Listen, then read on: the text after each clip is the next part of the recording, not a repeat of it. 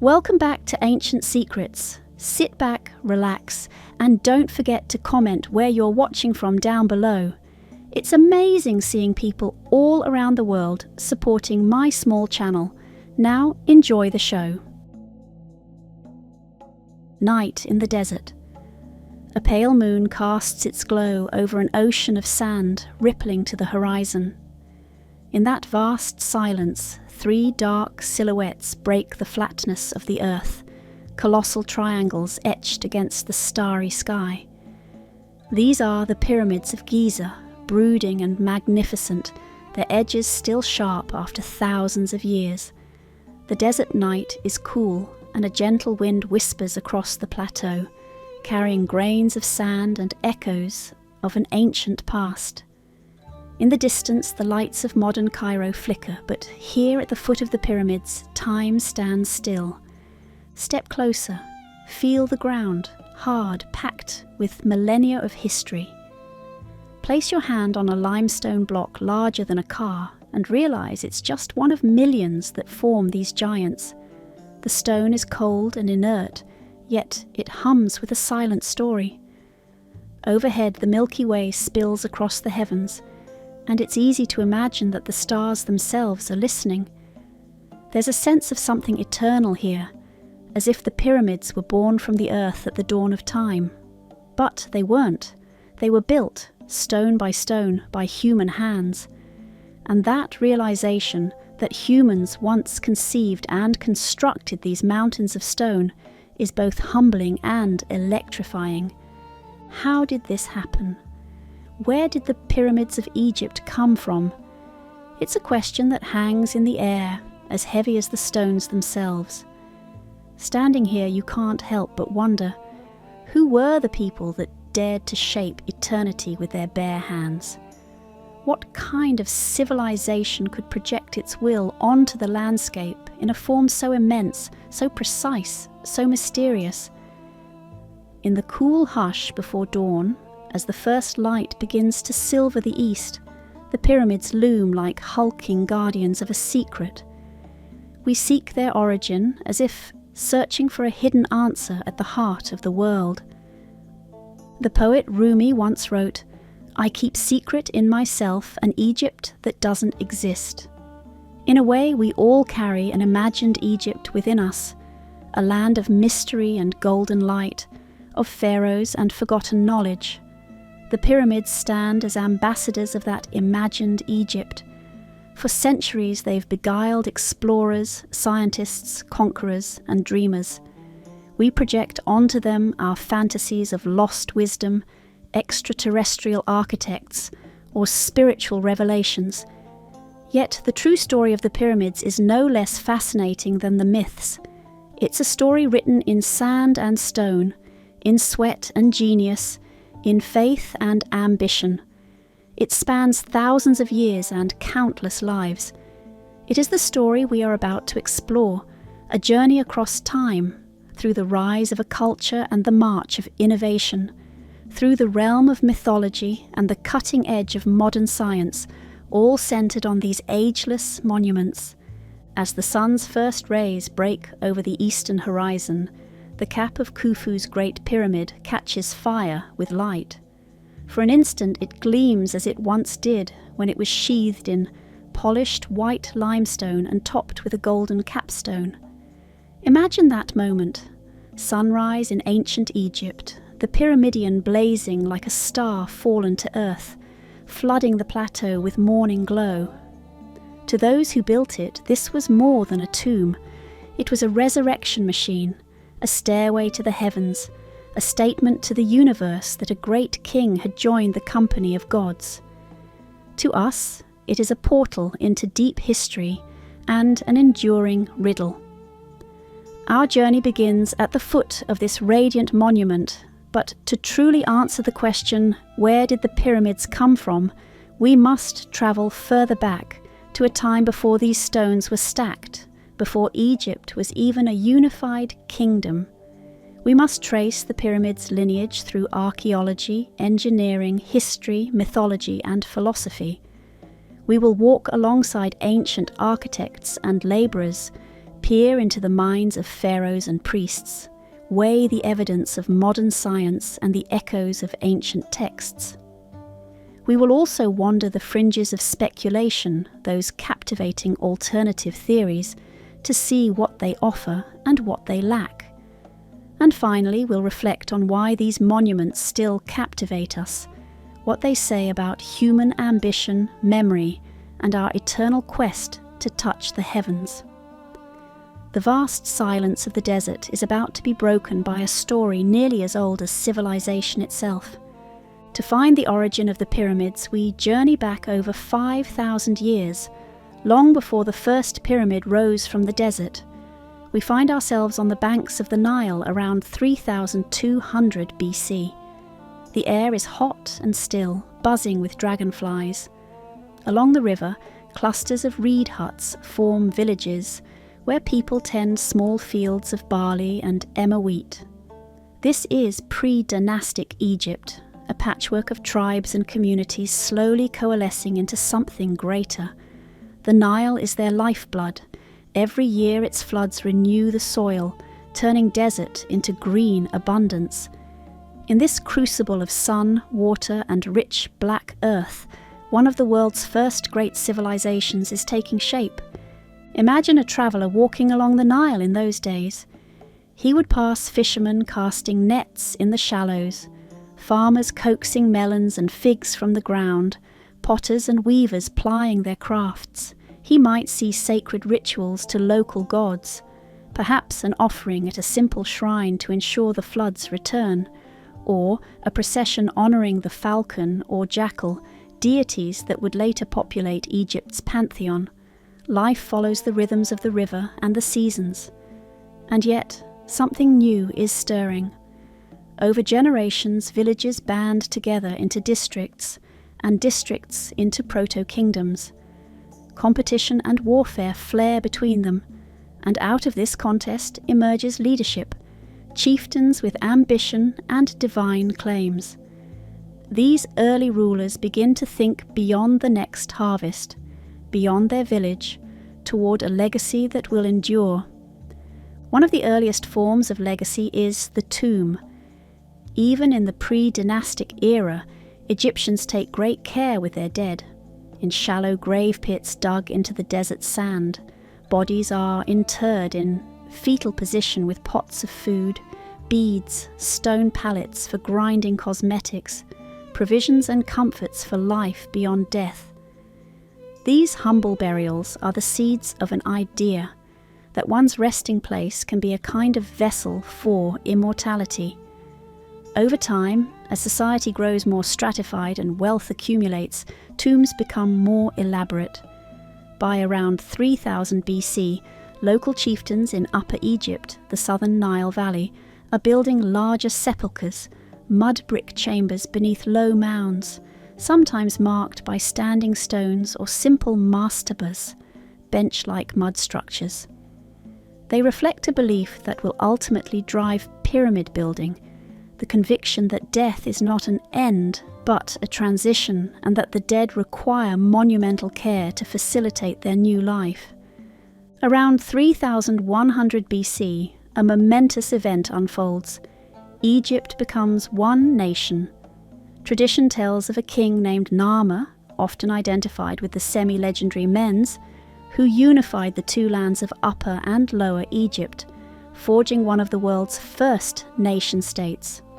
Whether it was Narmer alone or a series of kings, by the dawn of the first dynasty, the pharaoh stands as the divine ruler of a domain stretching hundreds of miles along the Nile. With unity comes centralized power and the ability to marshal resources on a grand scale.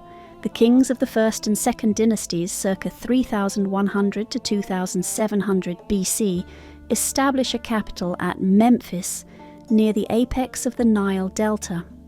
They also established the pattern of royal burial that will evolve dramatically in the centuries ahead. In the desert sands of Abydos in the south, these early pharaohs are laid to rest in tomb complexes that are the largest of their time. Broad rectangular pits lined with brick or wood, topped by mounds, and surrounded by enclosures. Some even include the graves of servants sacrificed to serve the king in the afterlife, a sobering and telling testament to royal authority. Meanwhile, just south of Memphis at Saqqara, the pharaoh's high officials are interred in mastabas, massive rectangular tombs of mud brick with sloping sides and flat roofs, built above subterranean burial chambers. These mastabas stand perhaps 3 to 6 meters tall, like squat platforms. They are, in effect, precursors of the pyramid. The word mastaba in Arabic means bench, and these structures indeed resemble benches of eternity upon which the spirits could rest. Within their simple form lies the germ of a revolutionary idea, that one could stack one monument atop another, rising higher toward the sky. By 2700 BC, Egyptian architects have mastered mud brick construction and are experimenting with stone for decorative elements and small shrines.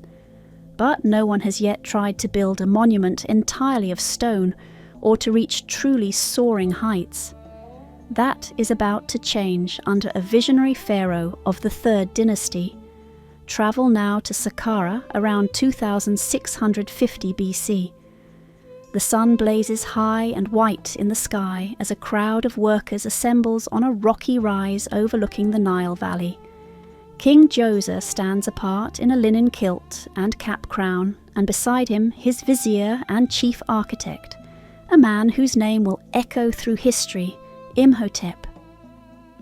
Before them rises something the world has never seen, a pyramid.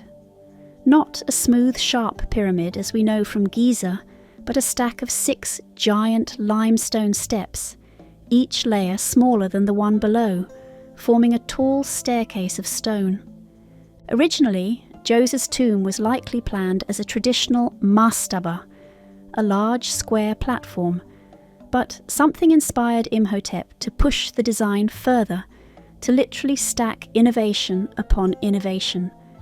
They built the mastaba of finely cut local limestone instead of the usual mud brick, already a bold break with tradition.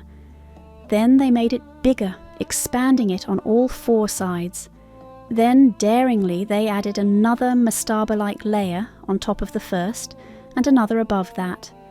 The structure grew in stages into a towering wedding cake of stone, climbing nearly 62 meters, 203 feet, into the sky. It became the Step Pyramid of Djoser, the world's first large-scale stone monument, and, essentially, the first pyramid. Imagine the awe of the workers and courtiers watching this form emerge, rising far above the flat desert. Nothing of this size had ever been attempted at a time when most buildings were 1 or 2 stories tall. Here was a structure dwarfing the landscape, visible for miles. To the ancient Egyptians, height was an expression of sacredness. The tops of mountains or tall obelisks were closer to the gods. Djoser's pyramid, with its series of steps, was conceived as a stairway to the heavens, a literal means for the pharaoh to climb to join the sun and stars. Its shape echoed that of a primeval mound. In Egyptian creation myth, the world began as a mound of earth emerging from the infinite flood. Now Djoser's pyramid became that mound, symbolically reenacting creation and providing a perch from which the king's spirit would leap to the celestial realm. The Step Pyramid was not a standalone structure in an empty desert. Imhotep designed an entire funerary complex around it, a grand stage for the king's afterlife rites. Encircling the pyramid was a massive rectangular enclosure wall of white limestone, nearly 10 meters high and punctuated by mock doorways and real entrances, giving the illusion of a palace facade. Inside this 37-acre enclosure lay courtyards, temples, chapels, and colonnaded corridors. There were altars for sacrifice and dummy buildings sculpted in stone, perhaps to house the king's spirit and the gods who would accompany him. One courtyard contained stone pillars and platforms for the Hebsed festival. a jubilee ritual meant to renew the pharaoh's vitality, Imhotep provided for Djoser to continue celebrating jubilees even in death. The entire complex forms a miniature city of stone for the deceased king. At its heart, the step pyramid towered, originally clad in smooth white limestone that must have shone under the desert sun. We can picture the completion ceremony, Djoser, aging but proud, in his royal regalia, standing in the courtyard before the gleaming pyramid as the final casing stones are set in place atop the highest step. Priests in white robes chant prayers to Ra, the sun god, and to the sky goddess, Nut. Incense burns, wafting fragrant smoke that mingles with the dry desert air. Perhaps Djoser himself ascends partway up the steps in a ritual, symbolically climbing toward the heavens to claim his eternal place. The assembled nobles and workers cheer, marveling that they have built a mountain. In that moment, the pyramidal form proves its power. A new idea has taken root in the Egyptian imagination, that a king's tomb can be a man-made mountain, a meeting point of earth and sky. Djoser's step pyramid was an astonishing success. It not only secured Djoser's memory for eons to come, indeed even in later eras Egyptians remembered and honoured Djoser, and Imhotep was eventually deified as a patron of wisdom, but it also ignited a pyramid-building fervour among subsequent kings. The genie was out of the bottle. If one step pyramid could confer such glory and divine connection, might not a larger, more refined pyramid do even more? The rest of the Third Dynasty saw a couple of attempts. For example, Pharaoh Sekhemkhet began a step pyramid at Saqqara, left unfinished, and another pharaoh started one at Zawiet el-Aryan that never rose beyond its base. These projects suggest that Djoser's successors were keen to replicate his monument. Little did they know the challenges and innovations that lay ahead.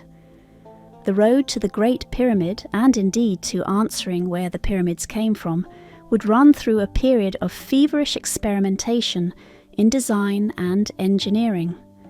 The age of pyramids had dawned, and there was no turning back. We step forward a few decades to the reign of Sneferu, around 2600 BC, at the dawn of the Fourth Dynasty. Sneferu is a name that later Egyptians would remember with a kind of affectionate awe. He was known as a benevolent king and, notably, as the master builder of pyramids. Under Sneferu, pyramid building truly comes into its own through bold trial and error. If Djoser's step pyramid was the proof of concept, Sneferu's reign is the great workshop in which the pyramid's final form is perfected. Picture Egypt in Sneferu's time, a prosperous, optimistic nation under a capable and charismatic pharaoh. The capital Memphis bustles with activity, scribes tallying grain, craftsmen fashioning fine jewellery and statuary, priests performing daily temple rituals to keep the gods content. Sneferu likely commanded more resources and manpower than any previous king, and he was determined to use them to create monuments that would outshine his predecessors. His architects inherited the knowledge of Imhotep's step pyramid, but Sneferu had an even more ambitious vision, a true pyramid with smooth, angled sides. The challenge was immense. No one had ever attempted to build a continuously sloping pyramid before. The step pyramid's terrace-like profile was easier to stabilize. To get from a step design to a flat-faced one might seem straightforward. Fill in the steps, smooth it over, but in practice it was a leap into unknown engineering territory. Sneferu, however, was undaunted. Remarkably, he embarked on not one but 3 major pyramid projects during his reign, effectively turning Egypt into an open-air research and development centre for pyramid construction. The first of Sneferu's pyramids rose at a place called Maidum, about 100 kilometres south of modern Cairo. It appears to have begun under his predecessor, possibly King Huni, as a 7-step pyramid. Sneferu's builders decided to transform it. They added an 8th step and then filled in the steps with angled limestone casing to create a smooth-faced pyramid. For a time, Meidum stood as the first true pyramid, but disaster struck. At some point, perhaps during construction or maybe years later, the outer casing and parts of the upper masonry collapsed, sloughing off and leaving only the inner core standing. Today, Meidum looks like a strange stone tower rising from a rubble mound, the collapsed pyramid. What went wrong? Likely the angle was too steep, about 51.5 degrees, and the underlying structure not keyed in strongly enough. When the outer layers were added, their weight may have caused the whole thing to destabilize. Meidum was a costly lesson that building a smooth pyramid required new solutions in structural engineering. Sneferu was not discouraged by the setback at Meidum. If anything, he was spurred to try again with improvements. He shifted his attention northward to Dahshur, a broad desert plain not far south of Saqqara, and there he launched an even grander pyramid. This is the famous bent pyramid. It started rising with a steep slope of 54 degrees, similar to what Meidum had attempted. The pyramid climbed to about 49 meters high when the builders began noticing alarming signs: cracks in the casing, instability in the structure's lower parts. The weight of millions of stones was creating dangerous stresses. In a brilliant feat of problem-solving, Sneferu's architects changed the design mid-course. Roughly halfway up, they abruptly reduced the angle from 54 degrees to about 43 degrees. As a result, the pyramid's profile bends. It starts steep, then becomes shallower toward the top, giving it a distinct bent appearance. This compromise ensured the pyramid could be completed without collapsing. When finished, the bent pyramid stood about 97 meters, 318 feet, tall. Uniquely, much of its original polished limestone casing remains intact today, especially on the lower slopes, allowing us to see a pyramid almost as it looked in Sneferu's time, its white sides still smooth after 4.5 millennia.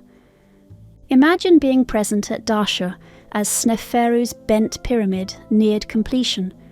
Perhaps there's initial dismay that it didn't turn out as a straight-edged pyramid. One can picture court observers whispering, "It looks a bit odd."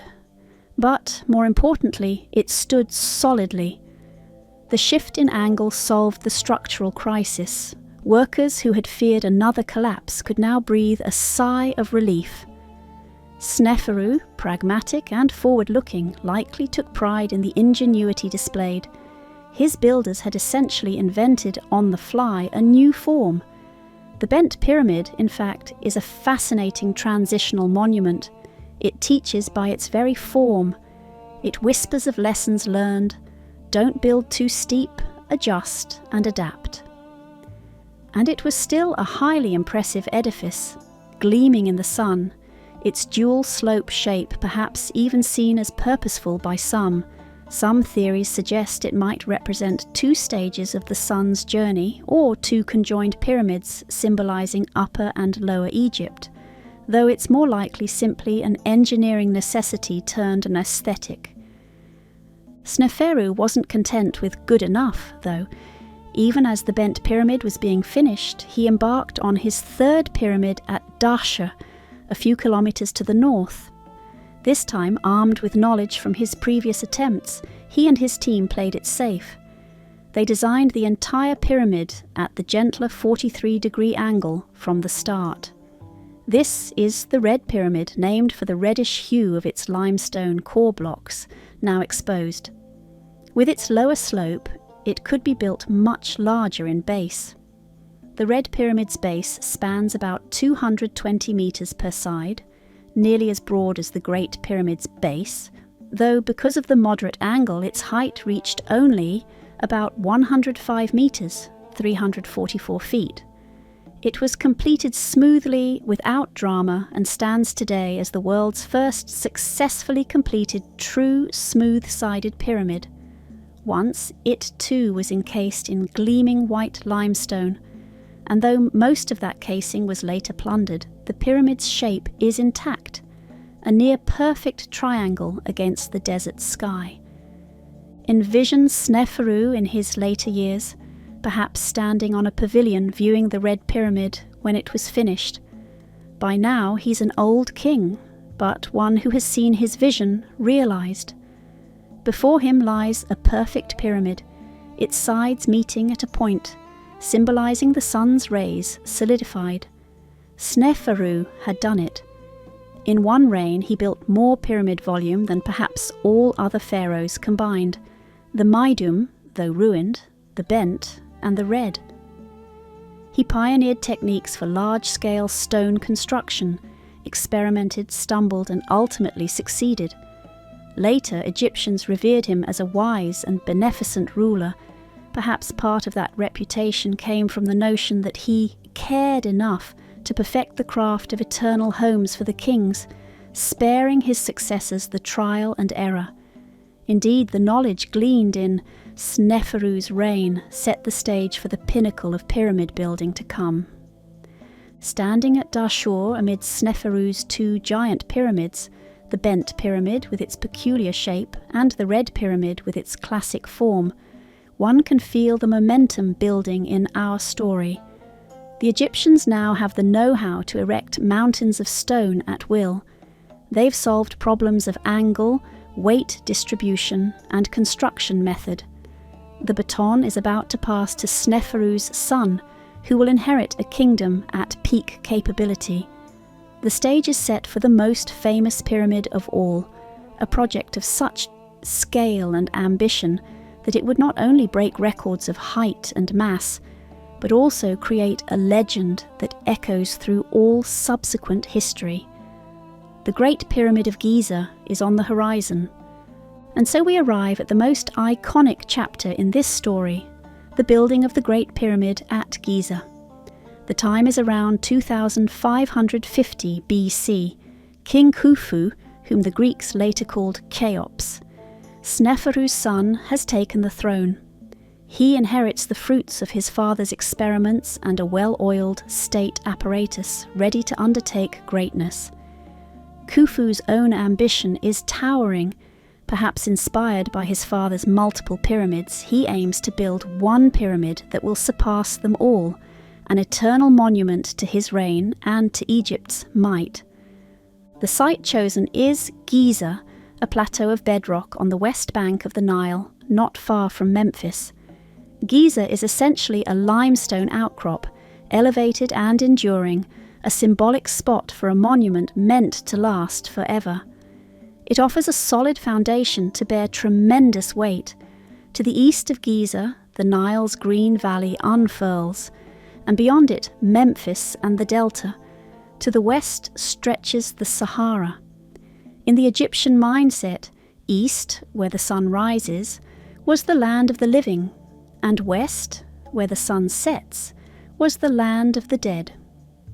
By situating his pyramid on the west edge of the Nile Valley, Khufu placed his eternal house right at the gateway to the afterlife, where each evening the sun, and by extension the pharaoh's soul, would descend. Practical considerations were ideal too. Immediately to Giza's south and east lay good quality limestone quarries for bulk stone, and the Nile's proximity meant easy transport of materials like the high-grade white limestone from across the river and granite from the distant south. Before building upward, Khufu's engineers had to plan and prepare. They carefully surveyed the site. Remarkably, the base of the Great Pyramid is almost a perfect square, and it's aligned nearly exactly to the cardinal points, true north, south, east, west. The level of precision is astonishing. The sides of the square base differ in length by mere centimetres, and it's oriented to within 1/4 of a degree of true north. How did an ancient society achieve this without compasses or GPS? They likely used the stars and the sun. One theory suggests they observed a particular star, perhaps in the Big Dipper or Orion, at the moment it crossed the meridian, the imaginary north-south line in the sky, using a merket, a sighting tool with a plumb line, and aligning two such tools to bracket a star's path. They could pinpoint north. Another method might have been tracking the shadow of the sun at noon or using water-filled trenches to create a perfectly level reference, and then sighting the sun's rising setting at equinox to get an east-west line. Whatever the exact methods, the surveyors of Khufu displayed incredible skill. They levelled the rocky ground by cutting it down in high spots and building it up in low spots. Some evidence of perimeter post holes and trenches suggests they may have flooded a grid of channels with water to detect high points, essentially using water as a giant spirit level. When the foundation was ready, it was probably accurate to within a few millimetres over its entire 13-acre expanse. With the site prepared, construction began. Imagine the scene. Thousands of labourers converging on Giza. They set up a vast camp, a city of workers, on the plateau or perhaps near the cultivation line by the river. There are quarrymen slicing out limestone blocks with copper chisels and wooden mallets, leaving behind the short stepped scars that can still be seen in the Giza quarry pits. Other teams ferry these blocks on sledges to the building site. Sledges creak and groan under the loads. Gangs of men haul them with ropes, likely chanting in unison to coordinate the pull. Supervisors shout instructions, dust swirls, pulleys squeak, and ramps of packed earth and brick begin to form against the rising structure. Nearby, at the Nile's edge, a fleet of boats delivers precious materials. From the east bank comes fine Tura limestone, gleaming white, intended for the outer casing, loaded on barges during the inundation season and floated to Giza via a purpose-dug canal into a harbour that may have existed right by the pyramid complex. From hundreds of kilometres upriver in Aswan come shipments of granite, enormous blocks destined for the king's burial chamber and internal passages. Each granite block might weigh 50 to 80 tons, so heavy that special barges and clever towing strategies are needed. A recently discovered papyrus diary of an official named Mera gives us a glimpse of this process. Mera records how his crew in year 27 of Khufu's reign transported stones from Tura in the east to Giza, describing the loading of cargo and the handoff to the construction site overseer, who was none other than Khufu's half-brother, Ankaf. This fragile ancient logbook confirms what long had been assumed. An organised supply chain by river was the artery feeding the pyramid project. The workforce itself is not a horde of toiling slaves under the lash, as Hollywood often imagined, but rather skilled workers and temporary labourers conscripted from all over Egypt. Archaeology has found at Giza the remains of a workers' city, long galleries where presumably crews slept, bakeries that turned out tens of thousands of loaves of bread, breweries for gallons of beer, butchers' quarters with bones of cattle and goat. The workers ate meat regularly, a sign they were valued, as common folk mostly had grain diets. There were even cemeteries for those who died during the project, buried honourably near the sacred site, something no slave would receive. Hieroglyphic graffiti left on blocks deep inside the pyramid record the names of work gangs like the Friends of Khufu or the Drunkards of Menkaure, often accompanied by jovial titles or slogans. These informal markings show a sense of camaraderie and pride among the builders.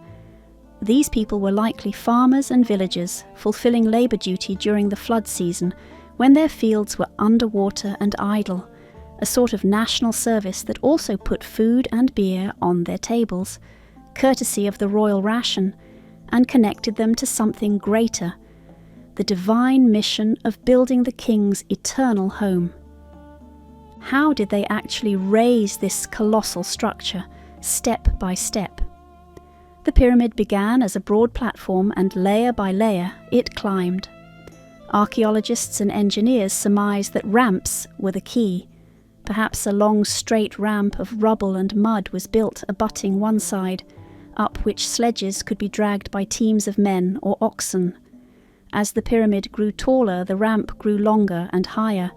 It could have been a single massive ramp, though that would become unwieldy and might itself have used as much material as the pyramid. Another possibility is a system of zigzagging ramps on one face, or a spiral ramp corkscrewing upward around the pyramid's flanks. There is evidence at other pyramid sites, like a curious unfinished spiral ramp around the base of an earlier pyramid at Meidum, and ramp remains at Karnak and in quarries, that point to various ramp strategies. Some modern theorists, like French architect Jean-Pierre Houdin, have even proposed an internal ramp, a tunnel-like path built inside the pyramid structure, climbing upward and opening at corners for turning the blocks. Interestingly, a notch in the Great Pyramid's northeast corner and some voids detected by microgravity scans could hint at something like that. On the lower courses, construction was easier. Multiple teams could work simultaneously on different parts of the perimeter, and blocks could be dragged relatively short distances up modest ramps. But as the pyramid rose, the logistics became more demanding. Perhaps the builders switched to a combination of smaller ramps and platforms. We can imagine a lively, almost industrial scene. On the pyramid's broad terraces, gangs lever blocks into position with wooden levers and stone counterweights. At any given time, hundreds of blocks might be in motion, some being pried into precise alignment, the fine-tuning done by trimming the stone in place and using a bit of gypsum mortar to bed it level. Others being hauled up ramps by straining groups chanting "Hep, Hep" in rhythm. Sledges might glide more easily if the path was lubricated. Egyptian art indeed shows a person pouring water in front of a sledge bearing a heavy statue to reduce friction. Dust and noise fill the air, mallets striking chisels, foremen calling out, workers singing heave-ho songs. Despite the human bustle, there is meticulous organisation behind it all. The pyramid's design is being executed to astonishing exactness. We know that as they built upward, they maintained the sides' perfect slope and orientation. They may have used taut ropes anchored at the corners to guide the angle of each face, or sighted along the edges from below to ensure straightness. The levelling was checked at each tier. Interior spaces like the ascending passage and chambers had to align properly. The most critical components were the interior chambers and passages. Khufu's architects changed the traditional layout by moving the main burial chamber above ground, within the pyramid body. They first cut a descending passage down into the bedrock under the pyramid, perhaps intending an underground burial chamber initially, which they abandoned. Then they built an ascending passage that leads up into the pyramid's core, to the so-called Queen's Chamber at mid-level.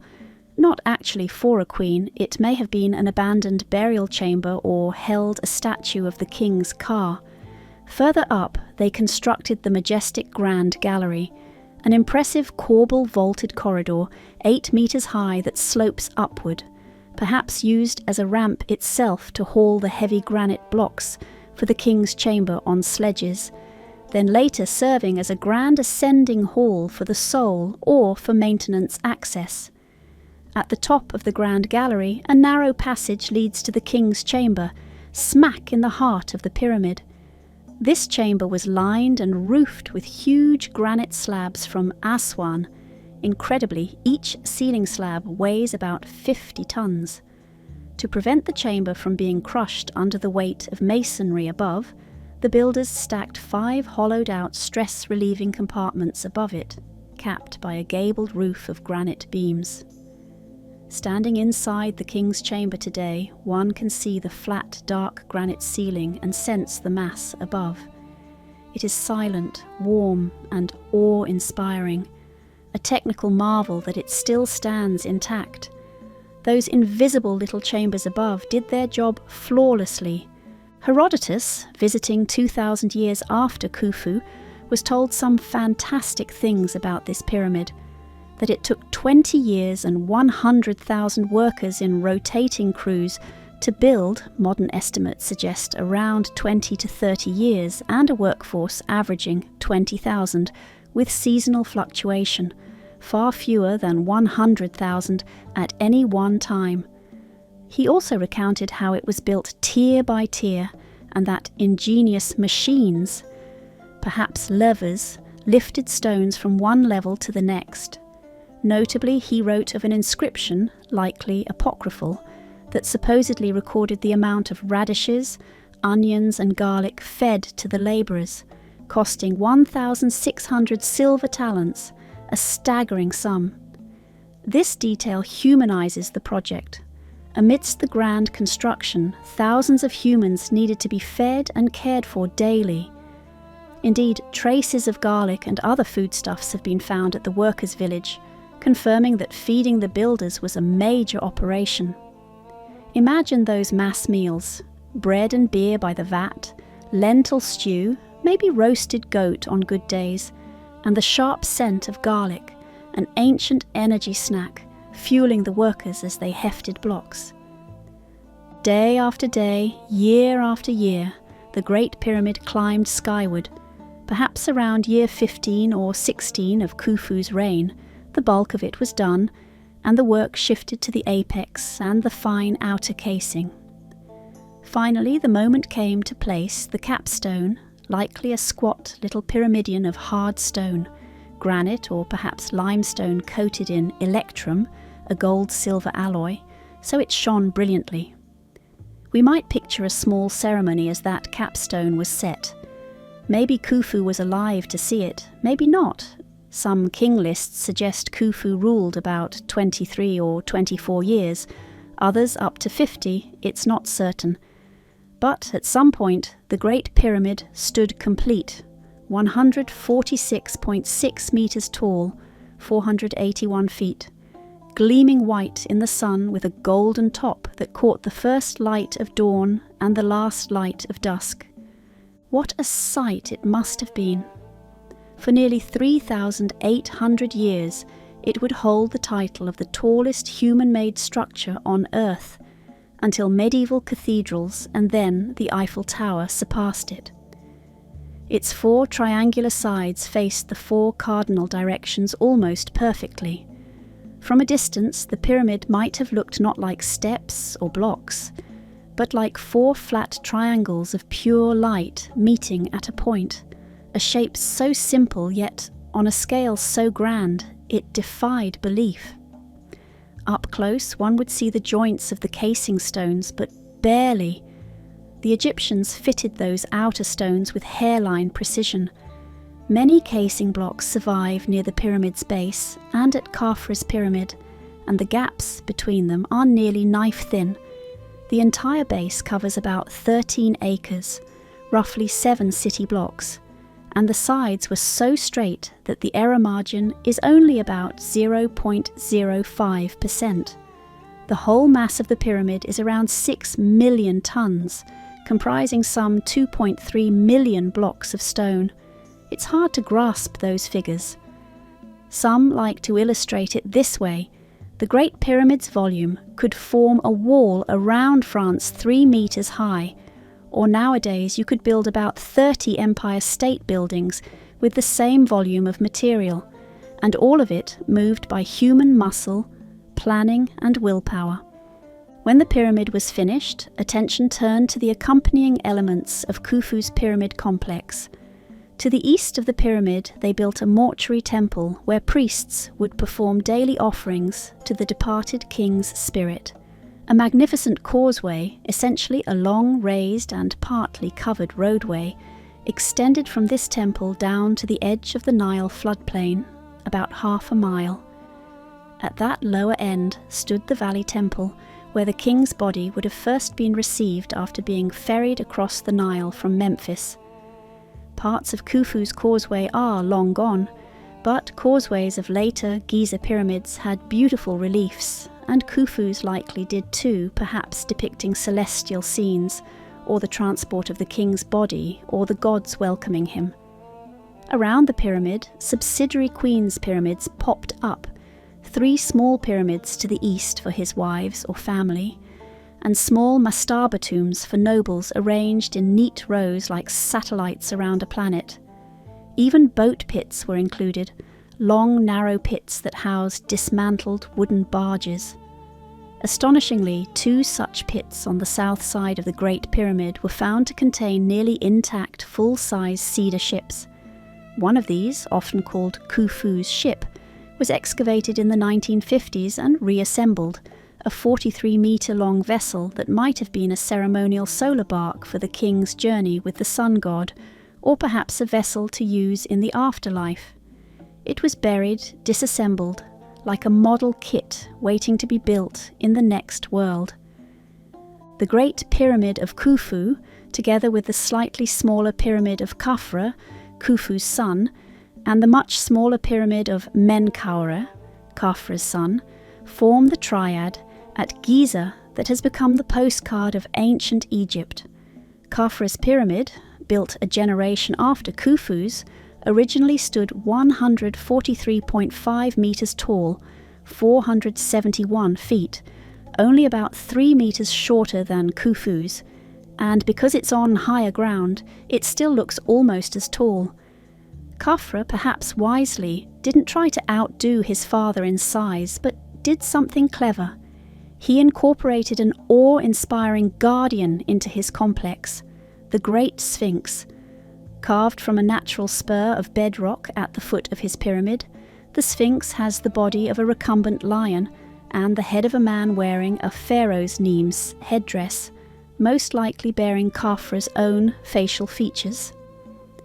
At 20 metres tall and 73 metres long, the Sphinx became a symbol of royal power fused with solar imagery, the lion being a symbol of the horizon and the sun.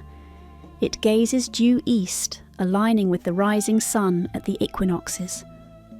To stand before the Sphinx is to feel the gaze of eternity. Even in Khafra's day, it must have been startling, a stone colossus emerging from the sand, as if the desert itself took form to guard the sacred necropolis. Khafra also built an elegant valley temple of large limestone and granite blocks, where several exquisite statues of himself, in hard diorite stone, showing him protected by Horus the falcon god, were found. His mortuary temple against his pyramid was richly decorated, and a causeway likely connecting the two, perhaps covered to create a mysterious transition from the bustling Nile shore to the sacred pyramid base. Menkaure's pyramid, constructed around 2490 BC, was smaller, originally approximately 65 metres high. Perhaps resources were running thinner, or maybe Menkaure had a shorter reign. He died before fully completing the casing. Interestingly, the lowest courses of Menkaure's pyramid were cased in red granite from Aswan, the rest in white limestone. He might have intended a striking two-tone effect, or simply emphasized the base with costly granite. Menkaure's complex includes 3 little satellite pyramids and his own beautifully sculpted statues. It was during his time that the famous triads of Menkaure with goddesses were made. By the end of the 4th dynasty, around 2465 BC, the Giza Plateau was a veritable city of monuments. The Greeks much later would dub these the pyramids of Cheops, Chephren and Mycerinus, and count the Great Pyramid among the 7 wonders of the world. Even in ancient Egyptian times, these structures must have inspired reverence. Texts from centuries later hint that rituals and endowments continued at Giza's temples. The Egyptians of later periods looked back on the Pyramid Age as a golden era when kings were mighty and close to the gods. Interestingly, an inscription in the 5th dynasty implies the workers who built Khufu's and Khafra's pyramids were not always fond of those kings. It says that due to the oppressive labour, the people eventually referred to the pyramids by the name of a humble shepherd, Philetus, rather than speak the king's names. This might indicate that while the state glorified the monuments, the common folk whispered their own narratives. Herodotus recounts something similar, that the Egyptians he spoke to around 450 BC remembered Khufu and Khafre as cruel tyrants who closed temples and enslaved labour, a story likely exaggerated or reflecting folk memory of hardship. Meanwhile, Menkaure was remembered as a just and pious king who, according to legend, even halted work on his pyramid to ease his people's burdens. In any case, the pyramid-building fervour began to wane after Giza. The 5th dynasty kings, starting around 2465 BC, still built pyramids at sites like Abusir and Saqqara, but on a smaller scale. The focus shifted in some ways. These later pyramids were lower. Sahur's pyramid, for example, was about 48 metres tall. Unas's, at the end of the 5th dynasty, only about 43 metres. They weren't pushing for sheer mass. Rather, they invested in elaborate temple decorations and a remarkable innovation, inscribed funerary texts. In King Unas's pyramid, circa 2345 BC, for the first time the walls of the burial chamber and corridors were covered in hieroglyphic spells, the pyramid texts. These are incantations, hymns, and instructions to help the king navigate the afterlife, to resurrect and join the gods. Unas's pyramid is tiny compared to Khufu's, but inside, carved into the stone, are profound utterances like, "O king, you are this great star, the companion of Orion, who traverses the sky with Orion, who navigates the Duat with Osiris. May your soul stand among the imperishable stars, your power undiminished for eternity." These texts are the earliest religious writings known, and they reveal explicitly what the great silent pyramids of the 4th dynasty implied, that the pyramid was a launch pad for the soul, that the king aimed to ascend to the sky, perhaps becoming a star, and to accompany the sun god on his daily voyage. The 6th dynasty continued in this vein. Pharaohs like Teti, Pepi I and Pepi II built modest pyramids. Pepi II's was about 52 metres tall, at South Saqqara, but they all featured pyramid texts on their interiors. Significantly, by this time, 2200s BC, the centralised power of the pharaoh was weakening. Pepi II, according to tradition, ruled over 90 years, a record, but by the end of his reign the country's governance had faltered. The first intermediate period ensued, a time of decentralisation and relative chaos, circa 2180 to 2050 BC. During this period, large royal projects like pyramid building virtually ceased. The grandeur of the Old Kingdom Pyramid Age had passed, leaving its monuments standing as giant reminders in the desert, while petty warlords and famine troubled the land. But Egypt eventually reunified around 2050 BC under the Middle Kingdom, and with this Renaissance came a brief revival of pyramid construction. The Middle Kingdom pharaohs, like those of Dynasty 12, circa 1990 to 1800 BC, looked back to the Old Kingdom for inspiration and legitimacy.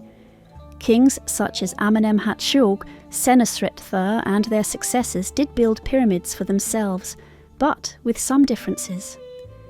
These later pyramids, at sites like Lisht, Dashur, again, Hawara and Ilahun, were often made with a core of mud brick or a loose fill of sand and debris, and only an outer casing of stone. They tended to be smaller, in the range of 30 to 70 metres high originally, and have not aged as well. Many are now little more than eroded mounds, because once their limestone casing was removed in antiquity, the mud brick core weathered away. However, one Middle Kingdom pyramid, Amenemhat III's pyramid at Hawara, became famous in antiquity for an associated structure, the so-called labyrinth, a sprawling complex of courts and chambers that Herodotus described with admiration, claiming it surpassed even the pyramids. This labyrinth was likely a grand mortuary temple and administrative centre. Its remains suggest a dense grid of rooms which must have seemed like a maze to visitors. Middle Kingdom pyramids continued to feature texts, by then coffin texts, an evolution of pyramid texts, and later the Book of the Dead were used by non-royals too. But interestingly, by the Middle Kingdom, building pyramids was not exclusively a royal privilege. Some high officials built small pyramids atop their tombs, essentially decorative elements, and an intriguing note, even outside Egypt, the idea of pyramids spread. Centuries later, in what is now Sudan, the kingdom of Kush, or Nubia, adopted Egyptian cultural elements and built many small pyramids, circa 700 BC, 300 AD.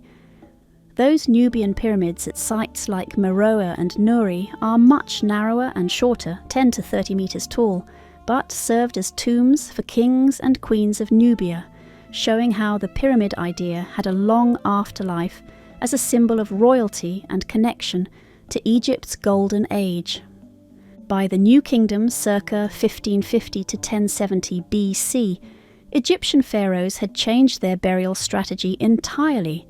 They no longer built pyramids, opting instead for hidden rock-cut tombs in the Valley of the Kings in Thebes, modern Luxor. Pyramids were by then seen as beacons that attracted tomb robbers. Indeed, nearly all Old Kingdom and Middle Kingdom pyramids had been plundered long before. However, the pyramid shape still held symbolic resonance. New Kingdom tomb chapels of private individuals sometimes had small pyramidion capstones, and the concept of a pyramid as a symbol of the sun's rays persisted in obelisks and benben stones in temples. The age of the pyramids in terms of building great ones was over by 1600 BC, but the cult of the pyramid endured. The Giza pyramids themselves stood as enduring monuments that later generations couldn't fully comprehend. As centuries rolled on, people forgot precisely how and why these giants were made, and myths grew. Ancient Egyptians of later periods sometimes attributed the pyramids to gods or semi-divine sages from a previous world. In the Greek and Roman era, foreign visitors were astonished by them. Greek historian Herodotus, in 450 BC, devotes pages to the pyramids, repeating what Egyptian priests told him, some truths and some tall tales. One tale he recorded, that Pharaoh Cheops, Khufu, was so oppressive he even prostituted his daughter to fund his pyramid, and that the daughter quietly asked each client for a block of stone and built a smaller pyramid for herself, likely a bit of folklore born from a need to humanize or morally question such an enormous project. Another story was that the pyramids had been built by giants or under the guidance of the god Thoth. Yet another, told by medieval Arabic writers, was that a mythical pre-flood king named Surid built the Giza pyramids to preserve knowledge and treasures against the coming deluge, in effect turning the pyramids into massive stone vaults of ancient wisdom. None of these legends is factual, of course, but they underscore something. The pyramids, from antiquity to today, inspire wonder and speculation. When direct memory faded, imaginative explanation took over. Throughout their long history, the pyramids have been not only monuments, but also mirrors reflecting the psyche of those who regard them.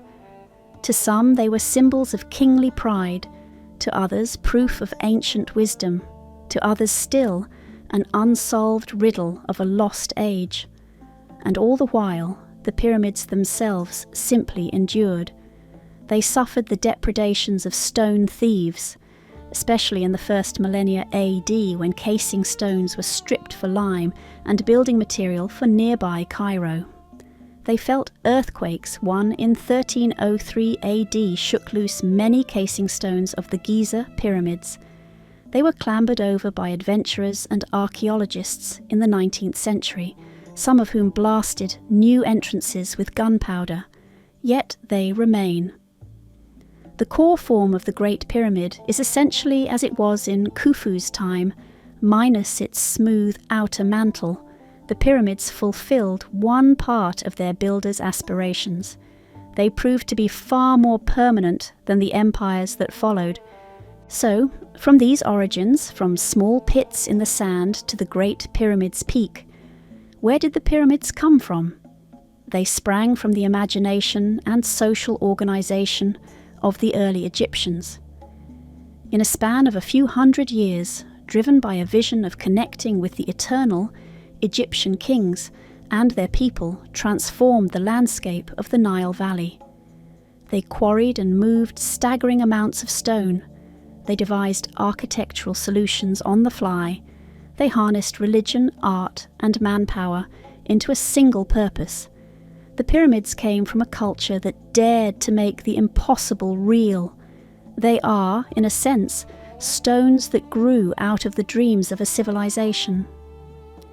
We have traced the historical timeline of the pyramids, from pre-dynastic beginnings to the height of the Old Kingdom and beyond. But understanding these monuments fully also means asking, how exactly were they built? By what ingenuity did those ancient builders achieve these feats? And why did they devote such colossal effort?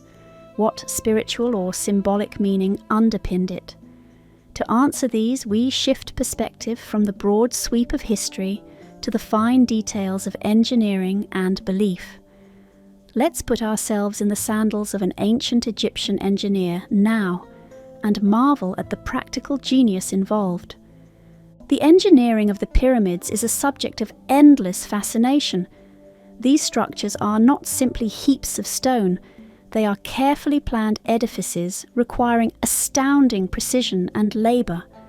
Modern builders and architects, with all their machinery, still gape at the logistics and accuracy achieved by the pyramid builders. So how did the Egyptians do it, with technology from over 4 millennia ago? First, consider the tools and materials at their disposal. The pyramid builders lived in the Bronze Age. Iron was not yet in use. Their primary metal was copper, and a bit later bronze, an alloy of copper and tin. Copper chisels, awls, and drill bits were employed to cut softer stone like limestone. For hard stones like granite, which copper alone can't easily carve, they relied on human cleverness. They used pounding tools made of even harder stone, balls or dolerite pounders to pulverize the rock surface, and abrasives like sand.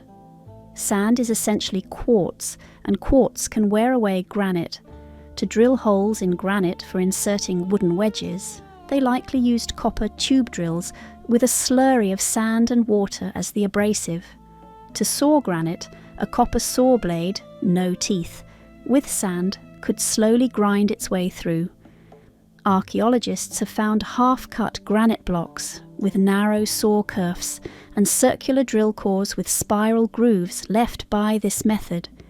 Evidence of these ancient techniques. It was slow but effective given patience and manpower. For moving heavy blocks, the Egyptians had no pulleys or motorized winches, but they had the inclined plane, the lever, and the roller, in the form of rolling logs or round balls beneath sledges. Ramps, as we've discussed, provided the gradual incline over which weight could be dragged upwards. Wooden sledges were a crucial piece of tech, basically sled platforms that heavy objects sat on, which teams could tug with ropes. An Egyptian tomb painting from a later period famously shows 172 men pulling a colossal statue on a sledge, while one person stands at the front pouring water on the ground, presumably to reduce friction and help the sledge glide. This is presumably how they moved many pyramid blocks as well. They also likely used ropes and levers extensively. Good rope can multiply force when wrapped around things or used in systems of pulleys. Even if the pulley wasn't a wheel but a smooth post, one can still rig a block and tackle in a rudimentary way. Using wooden levers under a block, a few men can lift or pry it up enough to slide rollers or smaller blocks under, thus jacking it incrementally. The builders could then build up temporary scaffolds of brick or stone beneath to support raised blocks. Surveying and planning were done with remarkable accuracy, using surprisingly simple instruments. The merket, which is basically a sighting rod with a plumb line to indicate vertical and align with stars, and the gnomon, a simple rod used to track shadows. They had a tool called the A-frame level, 2 wooden beams forming an A with a plumb line hanging from the apex. When the plumb line hit a marked center point on the crossbar, the base was level. Using such devices, they could level broad areas by testing multiple points. They measured lengths with ropes knotted at intervals. Rope stretchers were a class of workers who specialized in accurate measurement. To get right angles, they likely used the 3-4-5 triangle rule, which is essentially Pythagorean. Evidence suggests the concept of a 90-degree triangle with sides 3 to 4 to 5 was known practically, if not theoretically. All this provided the foundation for their bold designs, but doing the math on paper or papyrus is one thing. Physically executing it with tens of thousands of labourers is another. The Great Pyramid, for example, required installing roughly 800 blocks per week, on average, over about 20 years. That's a daunting pace, but not impossible with an organised workforce. Archaeologist Mark Lehner once broke it down. If 20,000 workers each moved an average of 1 2.5-ton block in a month, they'd more than meet the quota. In an assembly line fashion, while one crew was placing a stone on the structure, another crew would be quarrying the next one, a third crew hauling one up the ramp, and so on in rotation. One crucial understanding is that the pyramids likely grew in tiers or steps initially, even the Great Pyramid. That is, the builders erected the core in a series of mastaba-like layers. This would create a stepped pyramid shape temporarily. Then they would fill in the steps with casing blocks from bottom to top. In the case of Khufu's pyramid, there's evidence that as they finished sections of casing, they built small secondary ramps or used the Grand Gallery as an internal ramp to move the largest granite blocks upwards. Herodotus's account that they finished the top first and base last probably reflects that they put casing stones starting at the top once the core was done, and worked downward, removing ramps as they went. Logical, so debris wouldn't mar finished surfaces below. Even with all this planning, the builders faced myriad challenges. They had to ensure the pyramid didn't tilt or settle unevenly, which is why a solid bedrock foundation was ideal. They had to maintain the intended angle consistently. If one side started to drift shallower or steeper, the pyramid would twist or meet incorrectly at the apex. We see that in some lesser pyramids, like one at Meidum or the pyramid of Amenemhat III at Dashur, that partially collapsed in the Middle Kingdom due to excessive weight on a subpar foundation. But at Giza, the execution was nearly flawless. When the 4 sides of Khufu's pyramid were built up, they met within a few centimetres at the summit. It's thought they might have left a small platform near the top during construction to align the final courses from all sides together. The level of precision achieved boggles the mind. The Great Pyramid's base is level within about 2 centimetres overall. The sides are oriented within minutes of arc to true north-south, east-west, likely to align with North Star or due north as determined by star transit method. Many have marvelled at the mathematical subtleties. The perimeter of the base divided by twice the height equals pi, 3.14, within a small margin. Did the Egyptians know pi intentionally, Or was it a coincidence of using a particular slope? The 51.5 degree slope happens to produce that ratio. We're not sure. They didn't leave notes saying, "We chose this angle to encode pi," but they did likely have an approximation of pi in practice, as needed for circular calculations. Also, the Great Pyramid's slope corresponds to a rise of 14 units for every 11 units horizontally in cubit measure, which might have been chosen because 1411 is about 1.273, and the ancient eye might have found that aesthetically pleasing or structurally sound. Some argue that might be tied to a 7 to 5.5 sect in palms, how Egyptians described slopes. The interior required careful engineering too. How to cut a long descending tunnel at a constant slope through rock. They had to measure angles and straight lines in dark tunnels, likely using plumb bobs and sighting lines with oil lamps. The junction of the ascending and descending passages in Khufu's pyramid is amazingly precise. The multi-ton granite plugs that sealed the ascending passage were cut to fit so snugly that they remained in place until Arab excavators dynamited around them in the 820s AD. In the relieving chambers above the king's chamber, the planners used not only beams, but left some gaps and spaces, an intuitive, if not analytical strategy to diffuse the weight. These chambers weren't meant to be seen by human eyes. They were purely functional spaces. Yet they are finished reasonably flat and even have graffiti from the workers.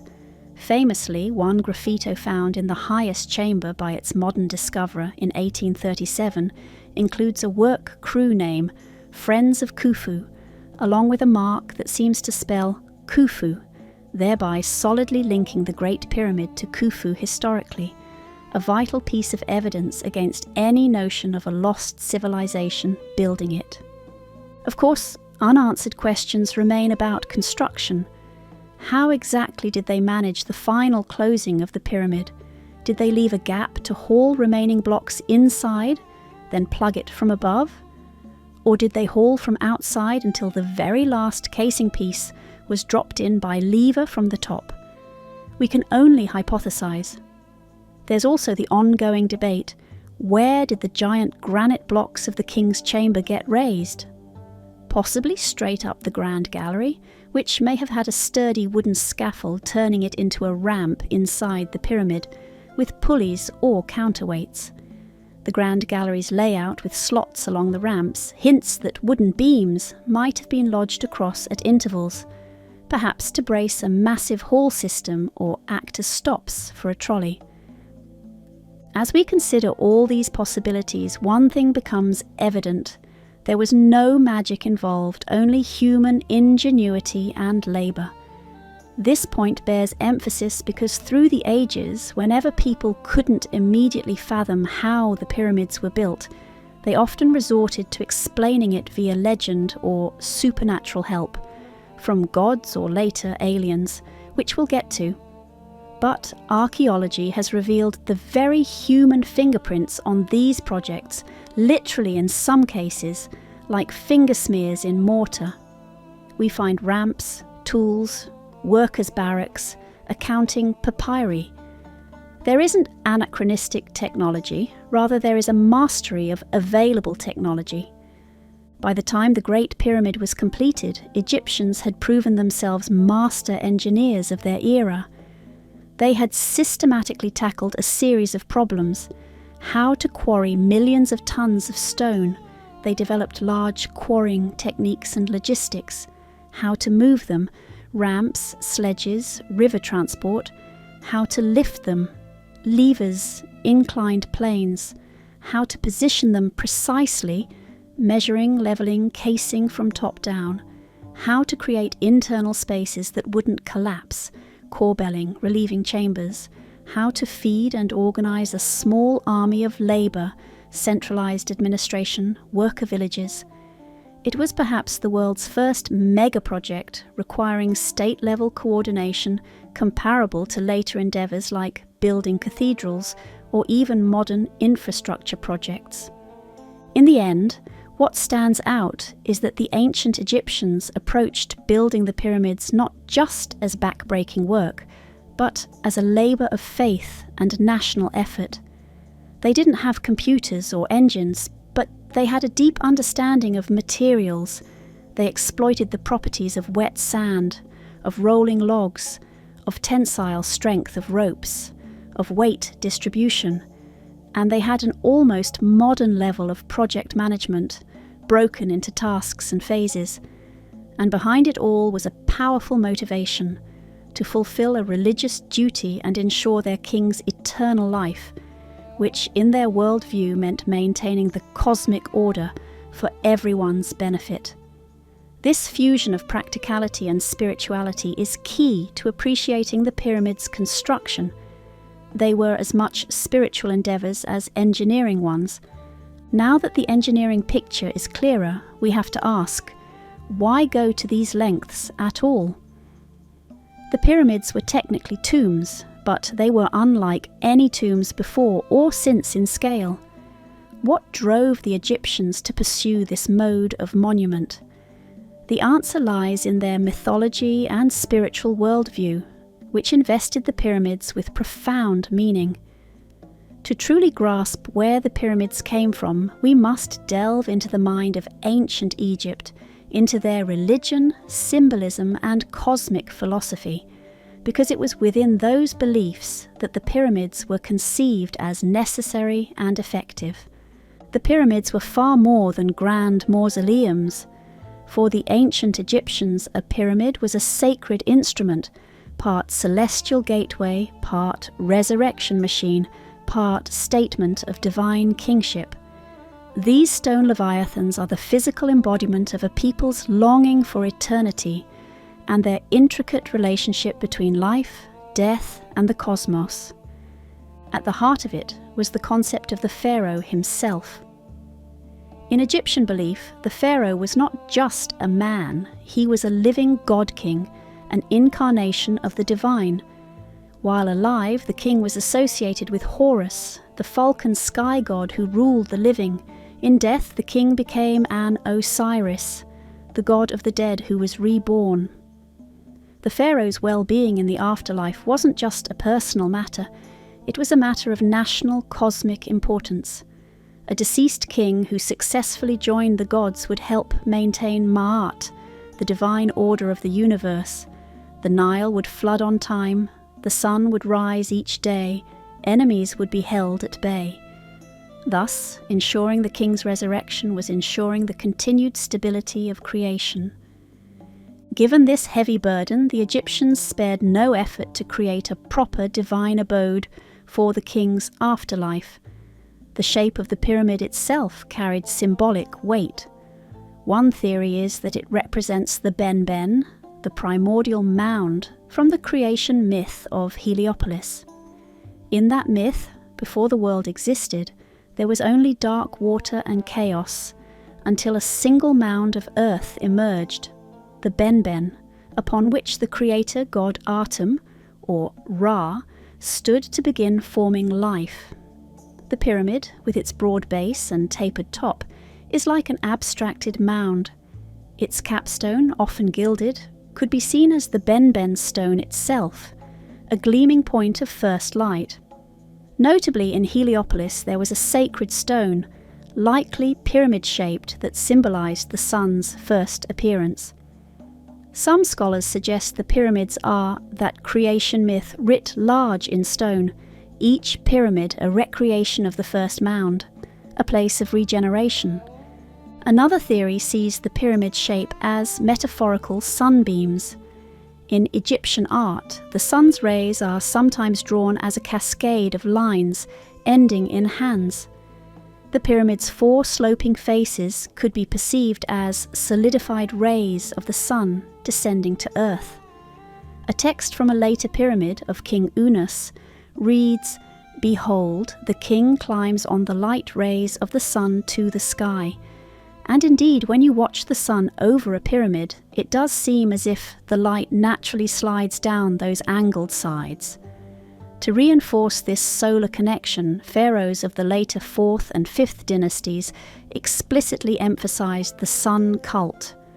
By the 5th dynasty, pharaohs called themselves Son of Ra, and they built separate sun temples with obelisks. But the pyramid remained a crucial link. It was likely considered a sort of sunrise machine for the soul. Each morning when the golden capstone caught the first sunlight, perhaps they believed it magically transfused that light down through the pyramid, energizing the king's spirit within. The orientation of the pyramids further underscores cosmic connections. The Great Pyramid's alignment to true north may tie to the imperishable stars, the circumpolar stars that never set. Egyptian texts yearn for the king to join those undying stars as they represented eternity. Meanwhile, the pyramid's east-west axis, causeway running east to the Nile, mirrored the journey of the sun from birth to death to rebirth.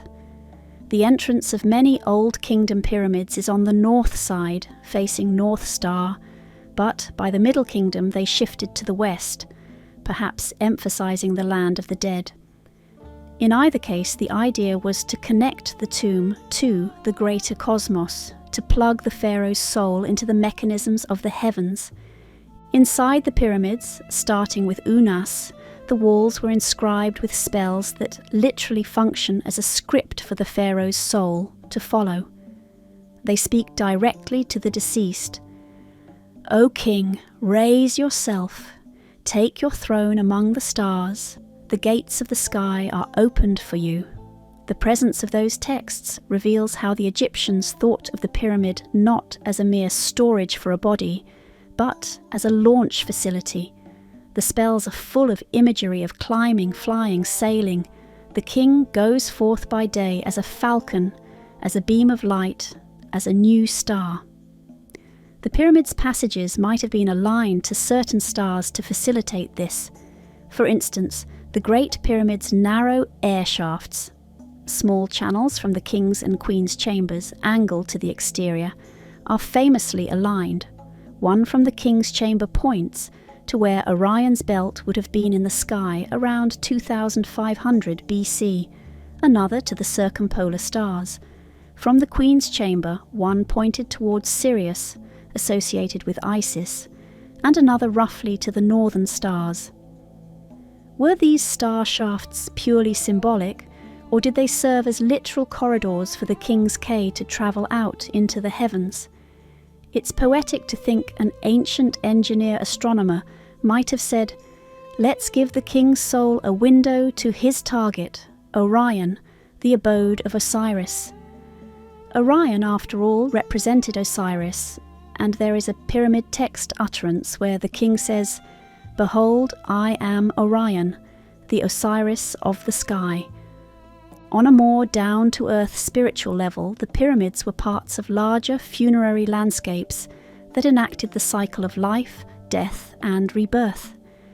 The Valley Temple is where the king's body, after mummification, would undergo ceremonies like the opening of the mouth, reanimating his senses for use in the afterlife. The causeway symbolized the journey westward, perhaps even the voyage through the underworld. The mortuary temple adjoining the pyramid was the stage for daily offerings by priests to nourish the king's spirit. The king's mummy lay sealed deep in the pyramid, in darkness, but the Ka, life force of the king, could venture out to the temple to partake in offerings. The Bi, soul, could fly out of the pyramid to roam the world or sky and return to the body as needed. The architecture facilitated this. False doors in the temple allowed the car to pass. Small conduits or those star shafts allowed the bar to depart. To the Egyptians, death was not an end, but a transformation. The pyramid was essentially a cocoon for this transformation, like the chrysalis for a butterfly. Within its depths, via mummification and ritual, the king would shed his mortal skin and emerge as an ark, a transfigured spirit, eternal and luminous. The step pyramid complex of Djoser includes a delightful touch, a dummy pair of doors on the pyramid's north side, and a statue of Djoser peering out through a hole. This was perhaps so Djoser's spirit could gaze upon the rising sun each day. The Great Pyramid's design likewise ensured that the king could symbolically see or access critical cosmic events.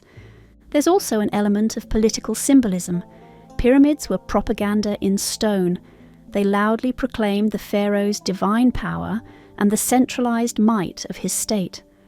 They were visible far and wide. On a clear day, the Great Pyramid would gleam like a white mountain, possibly visible from the high ground dozens of miles away. Imagine the psychological impact on someone from a foreign land or a distant province arriving by boat and seeing these geometric monoliths on the horizon. It would be clear that Egypt was a land of incredible order and resources, led by a being of extraordinary capability. Even today they inspire awe, how much more so in ancient times when they were pristine. Herodotus tells a story that as generations passed, the Egyptians came to resent the pyramid-building pharaohs for their cruelty. Whether that's true or not, it's likely that building pyramids was hard on the populace and treasury. Yet it seems the Egyptians continued doing it willingly for quite some time, which indicates that it wasn't just coerced labour, there was belief involved. Workers left graffiti like "How splendid is the Pyramid of Khufu," perhaps genuine pride. The pyramid was a national project that tied everyone, from high priests to village corvée workers, into a shared religious national enterprise. We should mention how pyramids interacted with the concept of the afterlife in broader Egyptian religion. For common Egyptians, they couldn't have pyramids. They were buried in simpler graves, but many aspects of royal ideology filtered down. By the New Kingdom, even non-royals placed pyramidions atop their tomb chapels and inscribed coffin texts or Book of the Dead spells to ensure their safe passage.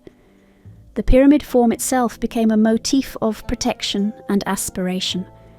Even today, small pyramid-shaped tombs exist in some cemeteries, an unconscious echo of this very old idea that a pyramid is a conduit to eternity.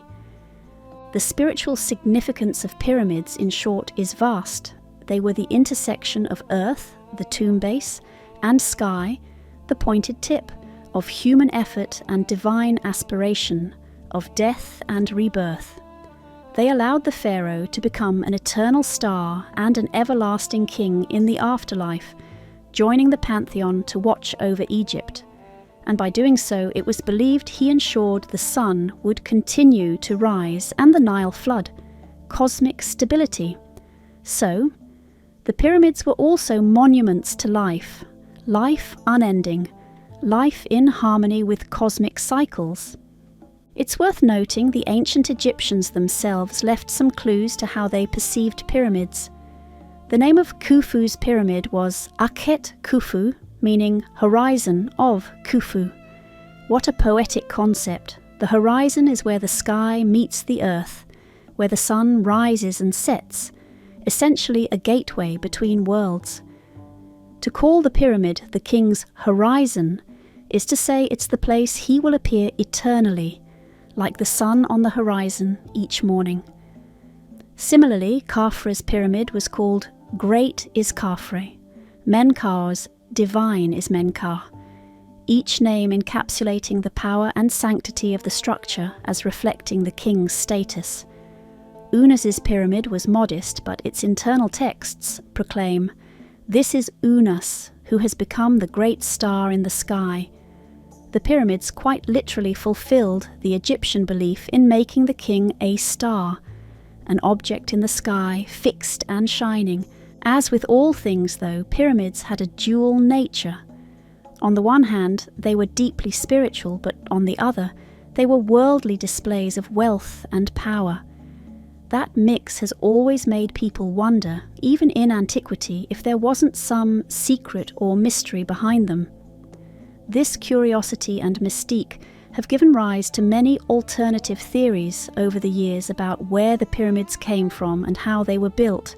Theories involving lost civilizations, advanced ancient technology, or even extraterrestrial help. It's a testament to the pyramids' otherworldly aura that some people even doubt humans could have built them unaided. We should explore these alternative or fringe theories, not to lend them undue credence, but to understand the full spectrum of pyramid fascination. In doing so, we can appreciate what's fact and what is fanciful, and why the truth of the pyramids is, in many ways, just as marvelous as the speculation. The grandeur and mystery of the pyramids have always invited speculation beyond the scholarly and the mundane. From ancient legends of giants and sorcerers to modern TV shows about aliens and Atlantis, alternative theories abound about who built the pyramids and for what purpose. It's only fair in this sweeping exploration to acknowledge these ideas, to open that chamber of secrets and see what glitters and what is mere dust. As we do, we'll keep an open mind but also a critical eye, weighing these notions against evidence. One enduring proposition is that the pyramids were the product of a lost civilization, one far older or more advanced than the Egyptians of the 4th dynasty. The tale of Atlantis, first told by Plato as a philosophical fable, has been grafted onto Giza in many modern imaginings. Could it be some wonder that survivors of a sunken advanced culture came to Egypt and taught the locals how to build pyramids, or even built them before recorded history? Proponents of such ideas often point to supposed anomalies. The precision of the pyramids is too high, they claim, to fit the abilities of simple Bronze Age farmers. Or they cite the Great Sphinx's heavily eroded body as evidence it dates back to a rainier epoch, thousands of years earlier than Khafra, suggesting a civilization predating dynastic Egypt made it, and perhaps the pyramids. It's true that the Sphinx shows significant erosion, and some geologists like Robert Schoch argued it could be from heavy rainfall circa 7000 to 5000 BC. That drew speculation that an unknown culture carved it and maybe built proto-pyramids. However, most Egyptologists and many geologists contend the erosion is explainable by wind, sand, and periodic flooding, plus the fact that the Sphinx's head, protected by harder rock and possibly recarved in pharaonic times, is much less eroded than the body.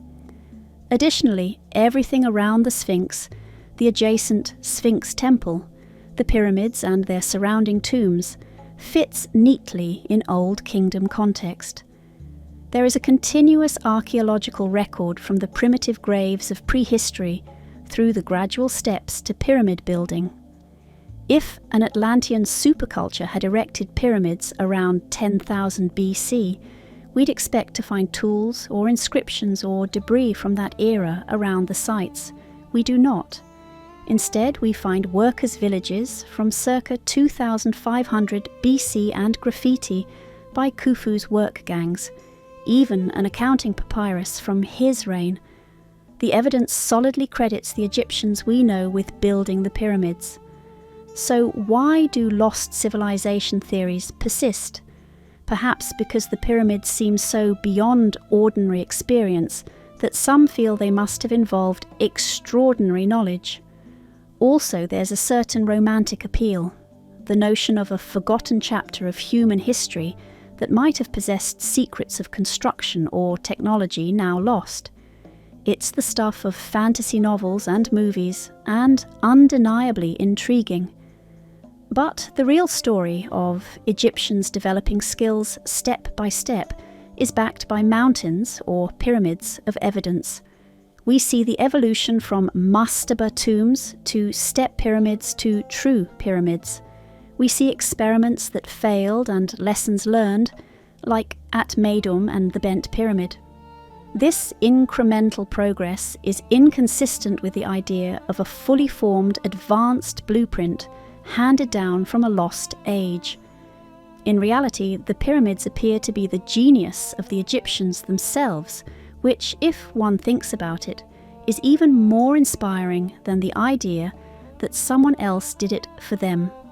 Another wildly popular notion is that the pyramids were built with help from, or under the direction of, extraterrestrials. The so-called ancient astronaut theory got mainstream attention in the late 20th century through books like Chariots of the Gods by Erich von Däniken. Under this theory, alien visitors, perhaps seen as gods by ancient people, provided the advanced know-how or even physical labour to create monumental structures worldwide, pyramids in Egypt, Stonehenge, the Nazca lines, etc. They argue things such as the stones are too heavy for humans to move, the alignment is too precise to be done without modern instruments, or that certain depictions in hieroglyphs, which are often misinterpreted, like the so-called light bulb in Dendera, which is actually a lotus flower with a snake, symbolic of creation, show high technology. Engaging as the idea is, and it has fueled countless science fiction tales, there's no actual evidence of alien involvement. We find no microchips in the desert, no laser-cut megaliths, only chisels, sledges and human skeletons with arthritis from hard labour. The achievements of the pyramid builders can be explained with the tools and techniques we know they had. As we've done in detail, why attribute it to aliens? Often because of an underestimation of ancient people's capabilities or an overestimation of the difficulty of moving big rocks. We must remember, humans built Gothic cathedrals without electricity or engines, structures of immense complexity and beauty. Humans colonized nearly every environment on Earth using Stone Age tools. Building a pyramid with enough organization is within human capacity. It's actually a bit sad to think we would credit little green men before crediting our own ancestors with ingenuity. Interestingly, no ancient Egyptian text ever says beings came from the sky to build for us. Instead, they proudly inscribed their kings' names on the monuments and their own. The workers even left those graffiti with Khufu's name inside hidden chambers, presumably never meant to be seen by the public, which argues strongly against any kind of later forgery. It's genuine evidence that ordinary Egyptians built this under Khufu's reign. Alternative theories also venture into the realm of high technology existing in ancient Egypt, not extraterrestrial, but perhaps Egyptians harnessing powers we didn't realize. Some fringe theorists propose that the Egyptians had a form of electrical knowledge, pointing to the Baghdad battery, a small jar with an iron rod found in Iraq that might have been used for electroplating, though there's no clear link to Egypt's pyramids. Others imagine that they knew secrets of acoustics or sonic levitation, claims that priests could use sound or chant to lift stones. No evidence of that beyond mythic storytelling. There's the enduring myth of pyramid power, the idea that the pyramid shape itself can preserve food or sharpen razors. Experiments have largely debunked these claims. Any effects observed were either minor or not reproducible under controlled conditions. Another line of alternative thought deals with mathematical or geographical codes hidden in the pyramids. People have noted that the Great Pyramid sits very nearly at the intersection of Earth's longest lines of latitude and longitude that cover land. Essentially, it's near the centroid of Earth's landmass distribution. Others point out its alignment and dimensions in code values like pi or the mean distance to the Sun or the circumference of the Earth, depending on what units you use. Could that be intentional? Those who support these ideas think the pyramid builders had advanced knowledge of the globe and math, perhaps given by an earlier civilization or aliens. The consensus view is that most of these correlations are coincidental or a result of selective interpretation. For instance, the Great Pyramid's latitude is about 29.9792 degrees north, and interestingly, the speed of light is 299,792 kilometers per second. A curious numerical match, but utterly coincidental since the ancients didn't use decimal degrees or kilometers. And what are the odds? Well, with enough numbers to play with, you can find some that match something meaningful to us. It's like finding patterns in clouds. The Egyptians likely didn't intend to encode the speed of light, claiming that would mean they had precision timekeeping and distance measurement to derive it, which they did not. However, it's worth mentioning that the Egyptians were quite mathematical in a practical sense. The Rhind Mathematical Papyrus, a Middle Kingdom document, shows they could calculate areas, volumes, and use fractions deftly. They probably did have an approximation of pi, perhaps 22/7, for certain calculations like circular granaries. So if the pyramid's proportions have elegant ratios, it could be by design or by happenstance of choosing convenient integers for rise, shrun, the seked. But what they did not leave behind was any text like, by the way, we aligned the pyramid with the North Pole because X, and we made its shape encode pi because Y. Without that, these ideas remain speculative overlays by modern minds. The allure of thinking there's a secret code or hidden message in the pyramids is strong. It suggests a Da Vinci Code-style mystery to be unravelled. In the 19th century, a whole field called pyramidology arose where enthusiasts measured the interior passages of the Great Pyramid and claimed they predicted biblical events or world history in the lengths of corridors, like inches corresponding to years. They got quite carried away. None of that turned out credible under scrutiny. It was more a projection of those people's desires for prophecy and mystique.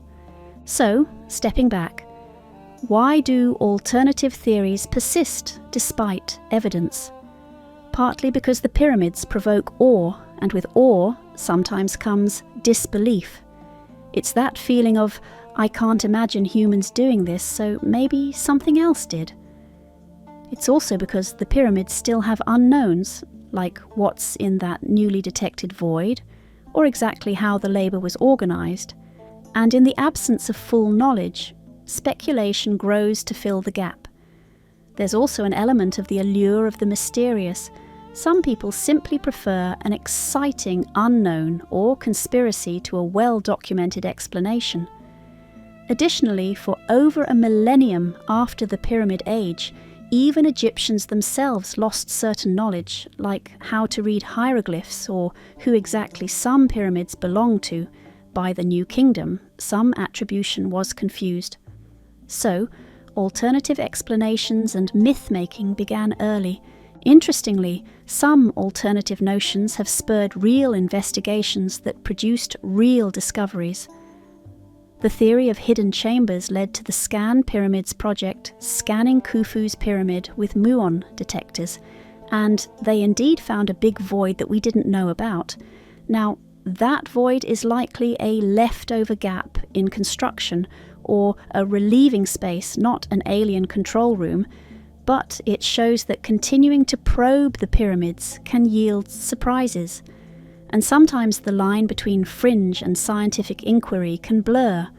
A quest to find mysteries might still motivate new technology that finds something prosaic but interesting. In sum, after looking at all these fringe theories, what emerges is that the known, factual story of the pyramids is still the most compelling. That a society in the Stone Bronze Age could marshal such knowledge and organisation to build these colossal geometric marvels says something incredibly inspiring about human capability.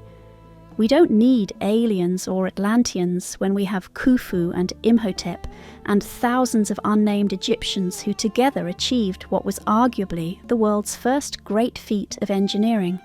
The real story has drama aplenty, visionary leaders, trial and error, breakthroughs in design, the sweat of tens of thousands, and an unwavering spiritual drive.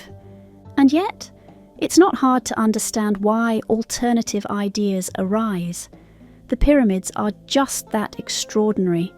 They make us dream and speculate. They challenge our hubris.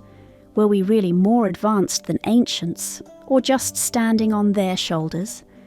They spark the imagination, leading some to UFOs and others to mystical energies. In a way, these fringe theories are a tribute. They're modern folklore blossoming around an ancient wonder, much as the ancients themselves wove myth around these structures. Having explored those outer fringes, let's return to solid ground and see how modern science and archaeology are continuing to unravel the pyramid's remaining mysteries in a more systematic way. Paradoxically, today's high-tech tools can seem almost magical. We can scan through stone and peer into voids never seen by human eyes. What are these new discoveries, and how are they rewriting our understanding? And after all that, what do the pyramids ultimately mean to us, here and now? As we near the end of our journey, the sands of Giza have a few more secrets to yield, and the pyramids have a few more lessons to impart about human aspiration and legacy. Here in the 21st century, the pyramids of Egypt remain dynamic subjects of exploration. They may be ancient, but they are not static. We are still uncovering new information about them, sometimes quite literally peeking into hidden places that have been sealed for millennia. Modern science has effectively armed us with wizard eyes to see through stone and magic carpets, drones and satellites, to survey the desert from above. The result? A string of exciting discoveries that prove there is still much to learn. Take satellite imagery. Using high-resolution satellites and even infrared sensing, archaeologists like Dr. Sarah Parkek have identified subsurface anomalies consistent with buried structures. In 2011, Parkek announced that her team's satellite survey had potentially spotted the remains of 17 undiscovered pyramids, along with thousands of ancient tombs and settlements, by detecting subtle differences in vegetation and soil that indicate walls or foundations underground. Now, not all of these have been ground-truthed. A couple of supposed pyramid sites turned out to be something else upon excavation, but the approach has revolutionized how we locate sites. In a country like Egypt, with its shifting sands and growing towns, being able to map archaeological features from space is invaluable. It's possible that some smaller pyramids, maybe provincial step pyramids or satellite pyramids, still lie hidden, found first not by a desert trekker, but by a computer analysing pixel data from orbit. Then there's LiDAR, light detection and ranging, a technique where lasers mounted on drones or planes send pulses to the ground to create ultra-detailed topographic maps.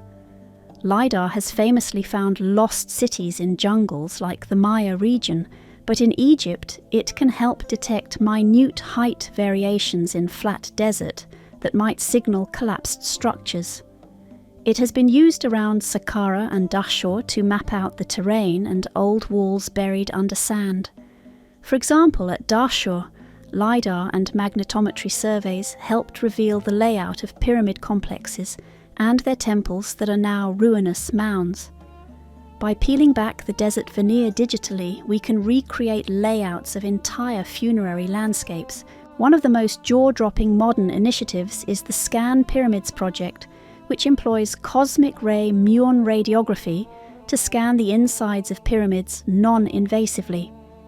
In 2017, this team of scientists from France, Japan and Egypt announced they had detected a previously unknown void deep within Khufu's Great Pyramid, a space roughly 30 meters long above the Grand Gallery, in an area not accessible by any known passage.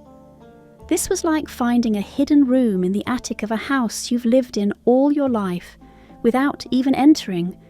We literally used particle physics to X-ray one of the wonders of the world. The void's purpose is still uncertain.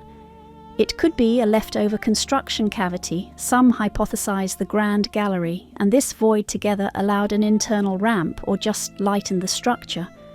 Or it might be an undiscovered chamber, though getting to it physically without damaging the pyramid is a challenge. Any traditional excavation is out of the question. The mere existence of such a sizable, unknown space in the Great Pyramid was a humbling reminder that these monuments can still keep secrets despite being studied for centuries. And it didn't stop there.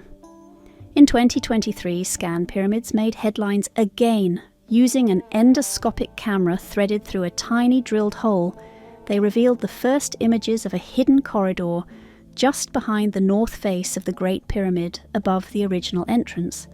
This corridor is about 9 meters long, with a triangular cross-section formed by chevron blocks. It likely was a structural feature, perhaps meant to reduce weight over the entrance, or perhaps part of design to access something, but it's new to us. Seeing it, perfectly preserved with its ceiling stones leaning together, felt almost like peering back in time to the moments of construction. No one had walked that little passageway since the pyramid was sealed. These kinds of non-invasive explorations blend high-tech with the thrill of classic archaeology. Meanwhile, conventional archaeology with trowel and brush continues to yield finds around the pyramids. In the last couple of decades, excavations of the Workers' Cemetery at Giza by Egyptologist Zahi Hawass unearthed the tombs of some of the overseers and craftsmen, containing skeletal remains that show arthritis and healed fractures, consistent with heavy labour, but also evidence of good medical care. Some injuries were set properly. This lends further weight to the picture of a cared-for workforce, not slaves worked to death without aid. A few tomb inscriptions from Giza mention titles like Director of Draftsmen for the Pyramid or Overseer of Limestone Quarrying, which give us specific roles and human faces behind the construction effort. At other pyramid sites, archaeologists have stumbled upon new mini-pyramids. In 2005, a previously unknown small pyramid, possibly for a queen, was found near the larger pyramid of Teti at Saqqara. In 2017, remains of what is believed to be a 13th dynasty, 1800s BC, small pyramid surfaced at Dashur. It had mostly collapsed, but the substructure and some inscribed blocks identified it as a king's daughter's pyramid. These remind us that not all pyramids are giant. Many rulers and royals built smaller ones that time has reduced to rubble. Modern science has also tackled materials. Analysis of the mortar used in the Great Pyramid shows it's made of gypsum, a common ancient mortar, but interestingly, it's stronger than the stones it binds, perhaps contributing to the pyramid's durability. There were theories that some pyramid blocks, especially at the top, might have been cast as a kind of early concrete from liquefied limestone. A few materials scientists suggested it in the 2000s, seeing unusual microbubbles in some stones. This geopolymer theory remains contentious. Most geologists and Egyptologists see clear evidence of carved natural stone in all cases, and the casting idea isn't widely accepted. Still, it shows the creative ways researchers test hypotheses, from scanning electron microscopes on rock samples to chemical content analysis. One cannot overstate the significance of the Meera diary discovered in 2013 at Wadi al-Jarf on the Red Sea coast. It's a cache of papyri, the logbooks of an official named Meera, who oversaw boat crews shipping limestone to Giza in Khufu's last years. Published in 2016, this find was essentially like unearthing a scribbled shipping manifesto that confirms in plain words what we logically assumed. Docked at Tura, loaded 40 jars of stone for the pyramid, delivered to Akhet Khufu, crew is tired but in good spirits. Paraphrased. It mentions Ankaf, a known prince and project manager. This is direct contemporary evidence of the supply chain for Khufu's pyramid, an extraordinary historical document to complement the physical evidence.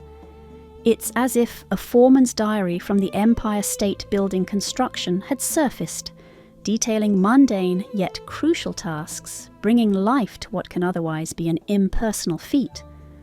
All these high-tech and low-tech discoveries combine to refine our understanding. We no longer have to rely on the wild guesses of ancient historians or the overactive imagination of Victorian theorists. We can check, measure, and sometimes literally look inside. Does that demystify the pyramids? Perhaps a bit. As we see more pieces of the puzzle, the picture gets clearer. But, intriguingly, some mystery always remains, because each answer often begets new questions. What exactly is that big void? Why did they leave a corridor and not fill it? Was something intended to be accessed later? Are there any objects or inscriptions hidden that could be recovered without harm? Time and careful science will tell. One thing modern research continuously underscores is the humanity of the pyramid builders.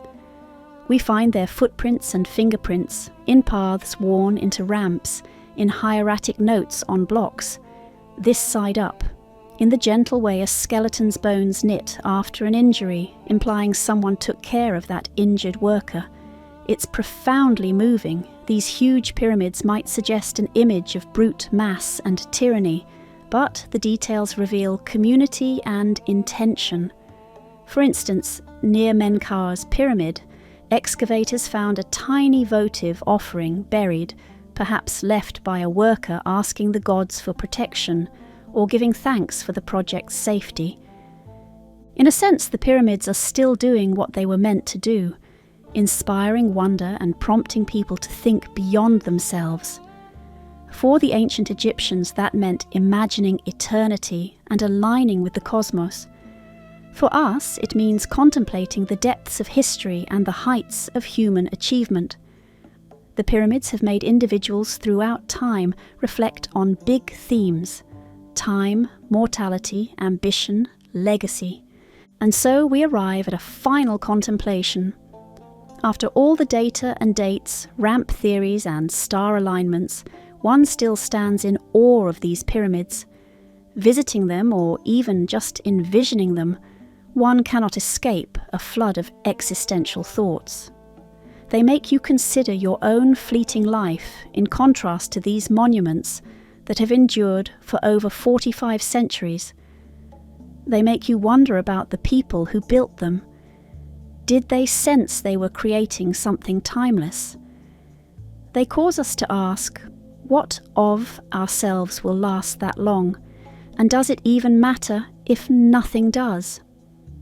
There is a kind of poetry to the pyramids that goes beyond their stones and measurements.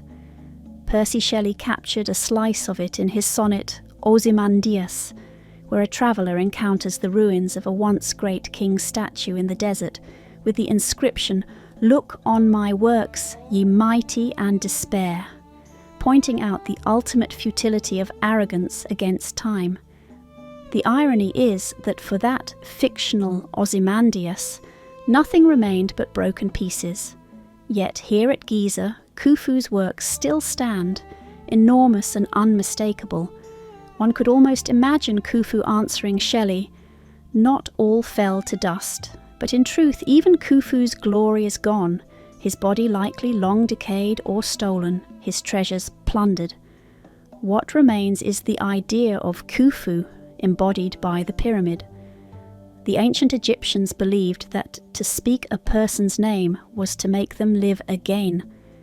By that measure, every time we say Khufu or Khafra or Giza, we are participating in their immortality. The pyramids, then, succeeded in ways their builders perhaps didn't anticipate. They wanted the pyramids to guarantee their king's afterlife and the nation's prosperity. The afterlife part, who can say? But they certainly guaranteed remembrance. These gigantic tombs turned their occupants into legends. They also became a mirror in which each era and individual sees something different. To some, they are symbols of human folly, piling up rocks, thinking one can cheat death. To others, they symbolize human genius, organizing labor and knowledge to achieve the unprecedented. They can represent spiritual yearning, reaching for the heavens, or oppressive power, the abilities of a god-king. In truth, they encapsulate all of that, the complexity of civilization. Philosophically, the pyramids force us to confront the concept of time, stand before one and realize it was ancient to Julius Caesar, it was ancient to Socrates. It was already over 1,000 years old when Moses, if he lived, is said to have been in Egypt. And here it is today, in our era of microchips and space travel, still essentially the same pile of masonry painstakingly laid in the Bronze Age. Against that backdrop, how small our individual lives seem, and yet, conversely, how potent human efforts can be to echo across the ages. It's a paradox. The pyramids make you feel insignificant and profoundly connected to humanity at once. There is an emotional resonance too. Many visitors describe feeling a sense of peace or connection at the pyramids. Perhaps it's the geometry. The pyramid shape has a certain harmony. Perhaps it's the silent witness of their longevity, the desert setting, the play of light and shadow on those broad faces, the wind keening around those immovable corners. It's like nature and human art meeting in quiet conversation. Even with throngs of tourists, one can find a still corner at Giza at sunrise or sunset, sit on a weathered block and lean against warm stone, and just feel history wash over. You might fancy hearing faint echoes of chisels, or a priest's chant carried on the breeze, the impressions of memory held in the place. We began this journey with the silent night and those silhouettes in the starlight. Let's return there now, wiser about facts, but still susceptible to wonder. The sun has set over Giza. The horizon glows orange, then fades to purple.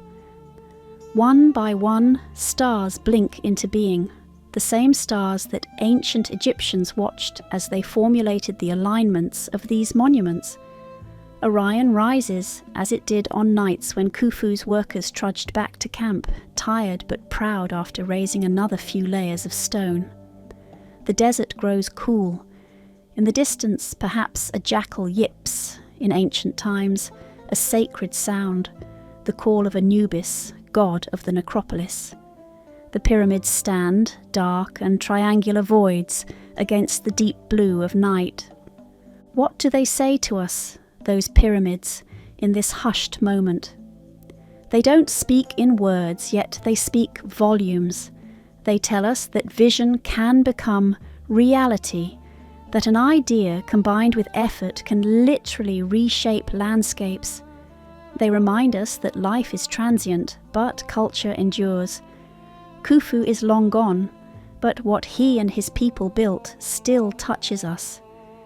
They challenge us to think about what eternity means, not necessarily a literal afterlife of the pharaoh sailing with Ra, but eternity as the ripple one leaves in the pond of time.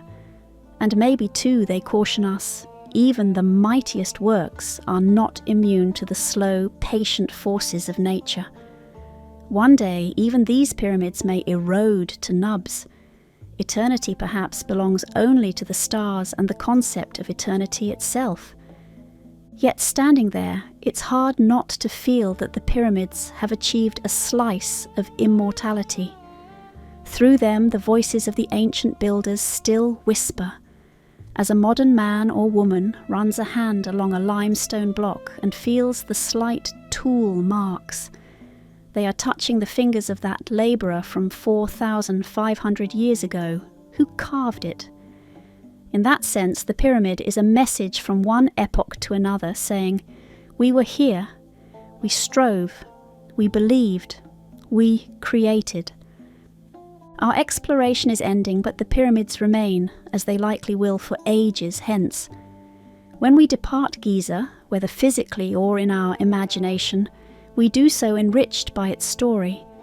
The vast silence of the desert returns.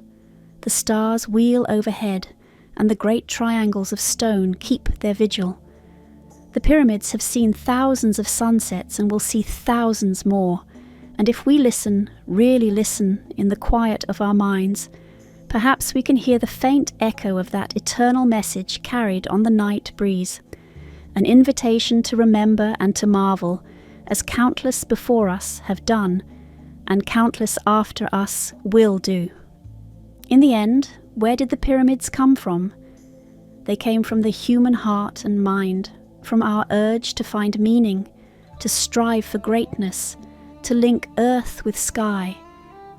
They are the product of a unique time and place, yet they belong to all of us as a heritage of human possibility. As we leave the Giza Plateau in our story, let's carry a bit of its timeless awe with us. Under the same stars that watched ancient Egypt, we too dream of touching the heavens, and the pyramids stand as enduring proof that with enough vision and will, we can turn our dreams to stone, and those stones may far outlast our mortal days, speaking for us when we ourselves can no longer speak. The desert night deepens, the pyramids are quiet, their heavy stones at rest, but their spirit, the collective ambition and wonder of humanity, shines on, imperishable, in the cool, clear starlight above. In the hushed stillness of an Egyptian night, a lone figure stands in the desert where giants once rose from sand and stone. The air is warm and the silence is vast. Overhead the sky blooms with stars, and against that infinite dark canvas, a few colossal silhouettes break the horizon. These are the pyramids, ancient, enigmatic, their broad shoulders of limestone catching the faint silver of moonlight. They tower above the dunes like guardians in a realm of emptiness. All around them the desert stretches boundless and bare. Once, more of these giants might have ruled this landscape, monuments to the pharaoh's glory. Now only a handful remain to keep vigil, and in the emptiness between them linger countless questions. Why here, and only here? Why so few when ancient Egypt's civilization spanned millennia? Standing there in the midnight desert, one cannot help but wonder, why doesn't Egypt have more pyramids? Why did the age of these monumental tombs rise so dramatically and then end, leaving later centuries in the shadow of these immense memories? To seek the answers, we must journey back in time to the dawn of the Pyramid Age and beyond. As grains of sand slip through the fingers of history, we follow them to an epoch of pharaohs and sun gods, of engineers and labourers, of prosperity and ruin. We step into the golden light of 5,000 years past to witness how and why these giants were born, and why eventually the desert grew quiet of their footsteps. More than 1,000 years before Cleopatra's time, before the Valley of the Kings or the great temples of Luxor, Egypt's rulers poured their will and wealth into pyramids. We find ourselves now around 2630 BC, in the third dynasty of the Old Kingdom. Egypt is unified and flourishing under a powerful central government. The pharaoh is not just a king, he is considered a living god on earth, the mediator between his people and the divine. The Nile River's yearly floods have been generous, turning the fields into emerald green and filling granaries with grain. With food surplus and the country at peace, the stage is set for an audacious leap in architecture and spiritual ambition. It begins with Pharaoh Djoser. Until Djoser's reign, around the dawn of the Old Kingdom, kings were laid to rest in mastabas, low rectangular tombs of mud brick or stone, impressive in their own way but humble compared to what came next. Djoser dared to dream bigger. He commissioned something the world had never seen, a tomb that would rise toward the sky. His architect, the legendary Imhotep, envisioned stacking one mastaba atop another, each level slightly smaller, creating a giant stone stairway to the heavens. At Saqqara, on the west bank of the Nile, what started as a flat, square tomb grew layer by layer into a towering structure of 6 steps. As each layer was added, onlookers must have gazed in wonder and perhaps a little fear as the structure climbed above the desert plain.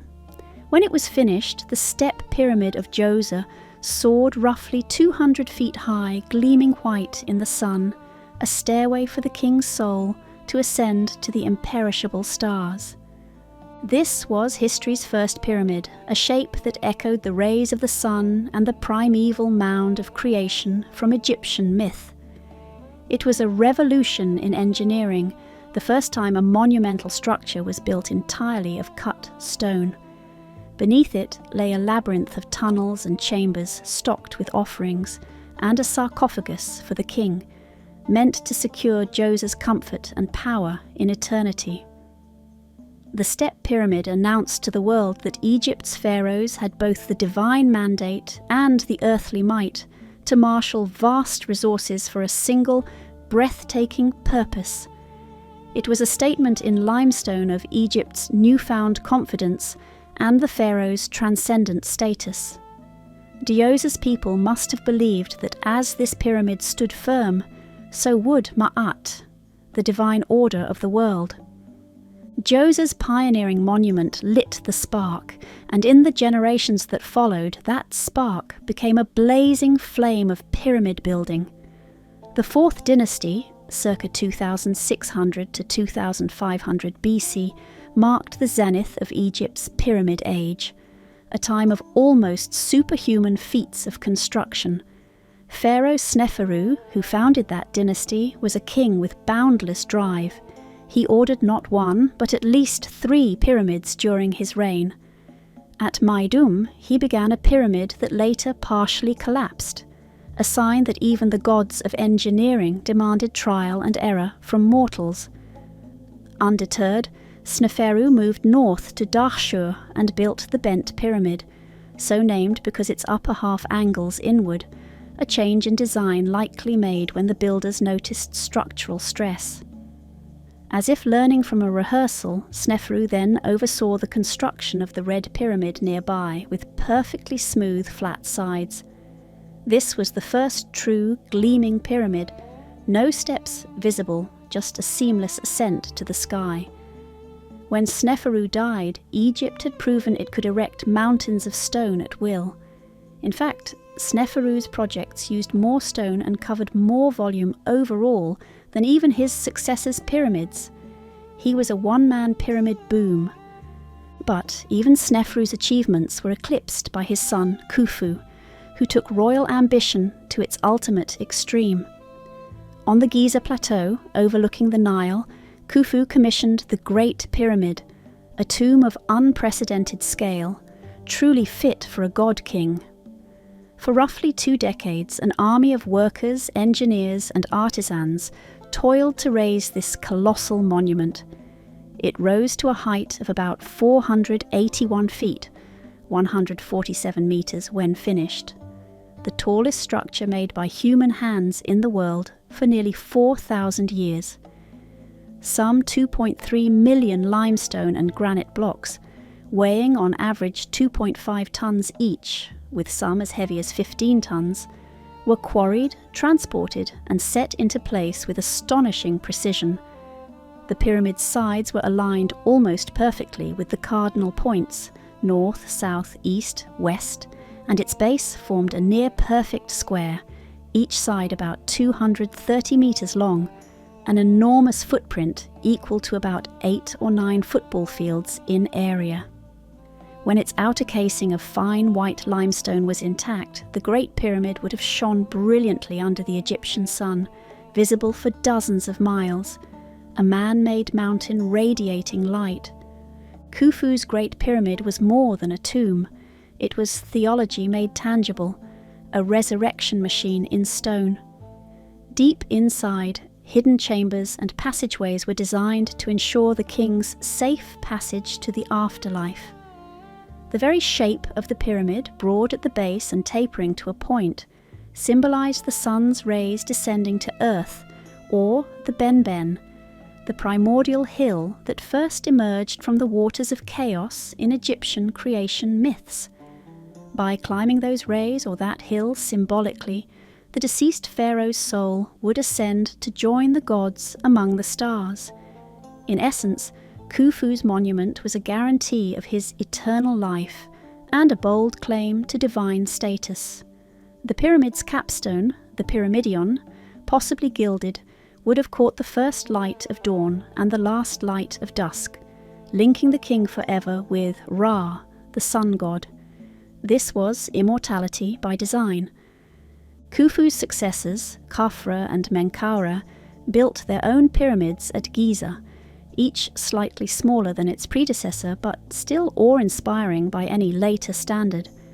Khafra's pyramid, which today stands 136 metres tall, sits on higher ground and retains a limestone cap at its apex, so it often appears taller than Khufu's.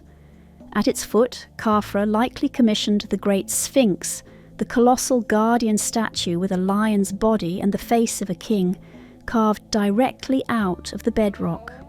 Menkaur's pyramid was the smallest of the three giants, originally about 65 metres high, but it had an elegant touch. The bottom courses of its casing were sheathed in rosy red granite from Aswan, a costly and difficult stone to quarry and transport. During this golden age of the Old Kingdom, Egypt's centralised government could muster resources on a scale that boggles the modern mind. The state mobilised tens of thousands of workers, some seasonally, farmers conscripted during the Nile's flood when fields lay under water and idle, and others full-time, skilled masons, sledges men, carpenters, and priests. Royal storehouses opened to provide abundant rations, grain to bake bread, cattle and fish for protein, and beer, the staple drink, by the gallon to fuel the labourers' energies. Bureaucrats organised deliveries of limestone blocks from the Tura quarries across the river, and granite from hundreds of miles to the south in Aswan. These heavy materials were ferried on the Nile when the floodwaters were high, then hauled overland along carefully prepared causeways and ramps. Engineering innovations flourished. Massive straight or spiral ramps of mud brick and rubble were built to drag stones higher and higher as the pyramid rose.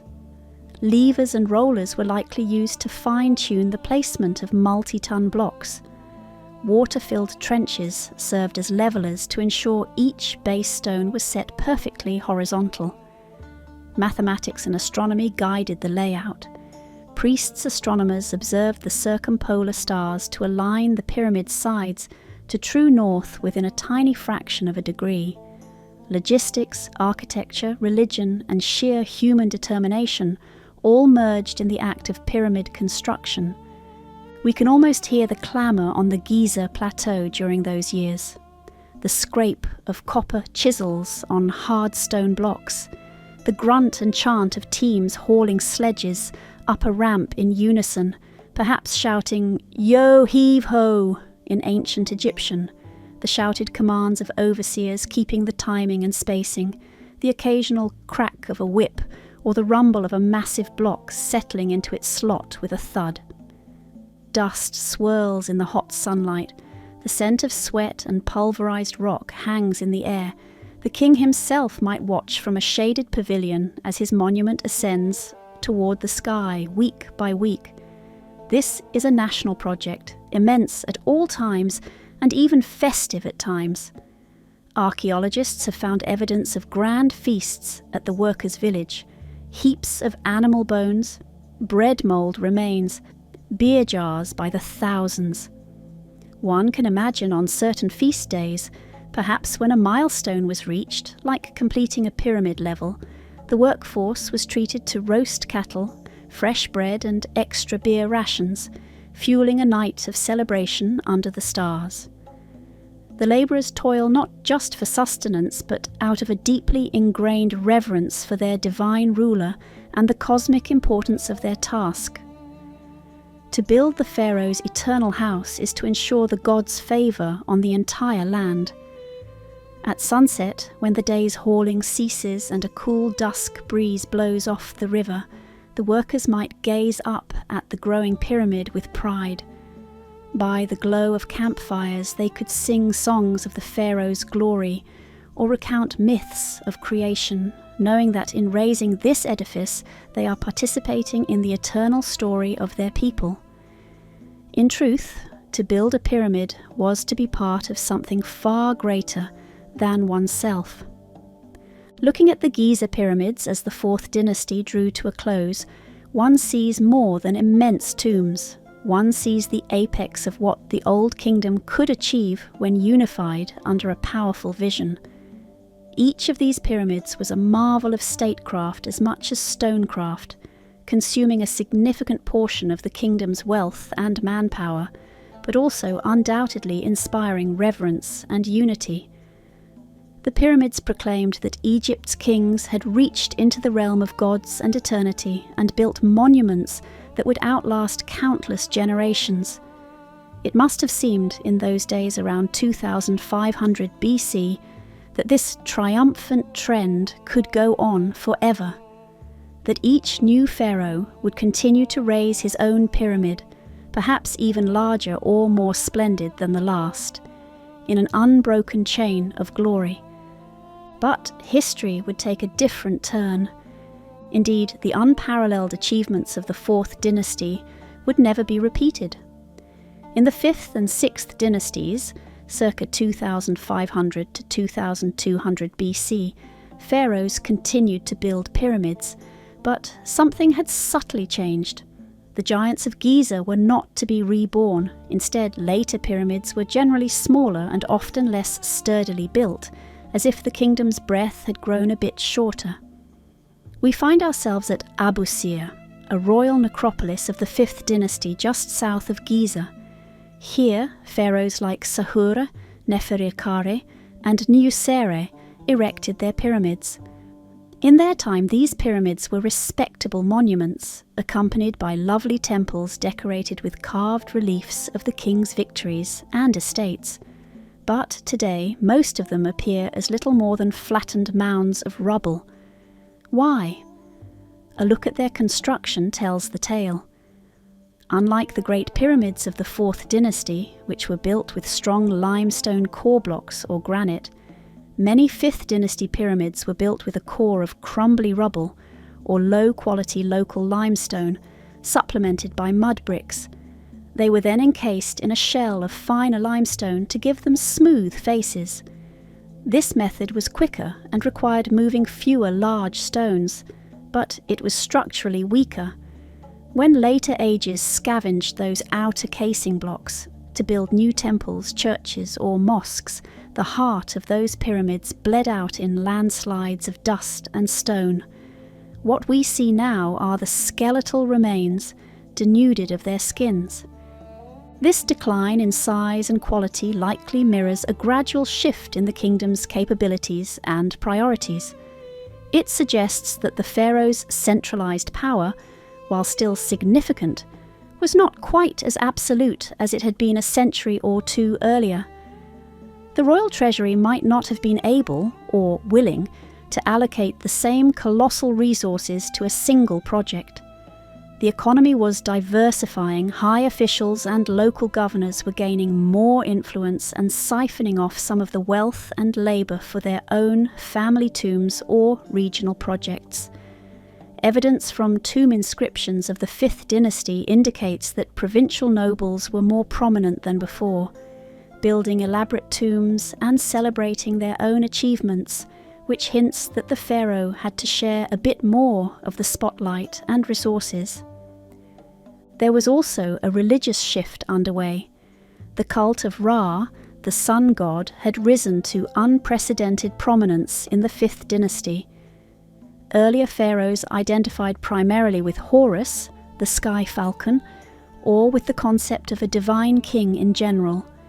5th dynasty kings explicitly called themselves son of Ra in their official titulary.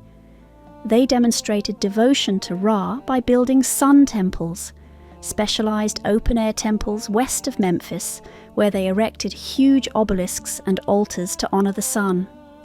2 of these sun temples, at Abu Ghurab, have been excavated, and they suggest that enormous resources, workforce, materials, were poured into the worship of Ra. It's possible that because the pharaohs were investing in these grand public religious monuments, they were content to have somewhat more modest pyramids for their personal tombs. Their legacy was to be shared with the sun, God himself. A ruler like Nefertari might have thought, "My pyramid need not be as massive as Khufu's if I am also building a magnificent temple to Ra that will ensure the god's favor on Egypt." Inside the pyramids of the late 5th and 6th dynasties, other changes appeared that speak to evolving priorities. The last king of the 5th dynasty, Unas, did something revolutionary within his pyramid at Saqqara. He had the interior walls of his burial chamber and antechamber inscribed with hundreds of hieroglyphic spells, the pyramid texts. These texts are liturgies and incantations meant to protect the king's remains and assist his soul in reaching the celestial realms. Up until Unas, the walls of pyramids had been bare, as far as we know. The architecture itself was the magic. But Unas, whose pyramid was the smallest of those at Saqqara, barely 43 meters tall originally, perhaps felt the need to reinforce his journey to eternity with words, in addition to stones. The practice caught on. The kings of the 6th dynasty, like Teti, Pepi I, Merenre and Pepi II, all filled their inner chambers with these beautiful cryptic texts. One could say that as the pyramids shrank in physical grandeur, the Egyptians compensated by making them repositories of sacred knowledge. The focus was shifting from the external monument to the internal, eternal message. It was a brilliant adaptation. A smaller pyramid could still guarantee eternal life if fortified with the proper spells from the god's own book. Yet, even as they found new ways to uphold their royal ideology, the pharaohs of the late Old Kingdom were grappling with mounting challenges. The 6th dynasty, especially under the very long reign of Pepi II, saw signs of weakening central control. Pepi II is said to have ruled more than 90 years, coming to the throne as a young boy and dying as a frail old man. While that sounds impressive, an excessively long reign can breed succession problems. Pepi outlived many of his heirs, and stagnation. Over decades, local governors, nomarchs, grew used to running affairs their own way in distant provinces. They built power bases and, in some cases, small armies of retainers. They still nominally honoured the pharaoh, but the urgency of his absolute authority was fading. In tomb biographies from that time, these officials boast of their own achievements and wealth in ways that would have been unthinkable back in Khufu's day. The delicate balance that sustained the pyramid-building fervour was beginning to tip. There are clues that climate change played a role as well. Records from both ancient writings and modern scientific data indicate that towards the end of the Old Kingdom, Egypt experienced a period of erratic, low Nile floods, part of a larger drought event around 2200 BC. Less water meant poor harvests, perhaps for several years running. The economic strain on a society that depended so directly on the Nile's bounty must have been enormous. Grain shortages can quickly lead to political unrest. A text from a later period, the famous Admonitions of Ipuwer, which might be a reflection or memory of this chaotic time, paints a grim picture. Everywhere barley has perished, and men are stripped of clothes, spice, and oil. The storehouse is empty, and its keeper is stretched on the ground. The rich man is in distress, and the poor man is full of joy. It describes a world turned upside down, famine, social upheaval, perhaps even violence and invasion. It speaks of foreigners entering the delta. Although Ipua's text is literary and exaggerative in nature and written centuries later, the kernel of truth is that the Old Kingdom's end was accompanied by hardship and fragmentation. By around 2150 BC, after Pepi II's passing, the centralized monarchy in Egypt essentially broke down. What followed is known as the First Intermediate Period, a time of decentralization, rival local dynasties, and a loss of the old order.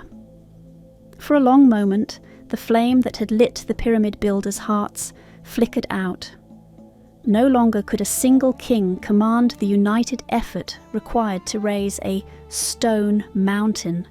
Surviving inscriptions and the stark absence of monumental building projects in this era suggest that the royal government, now split among competing claimants and regional lords, lacked both the resources and the authority to embark on anything like a pyramid.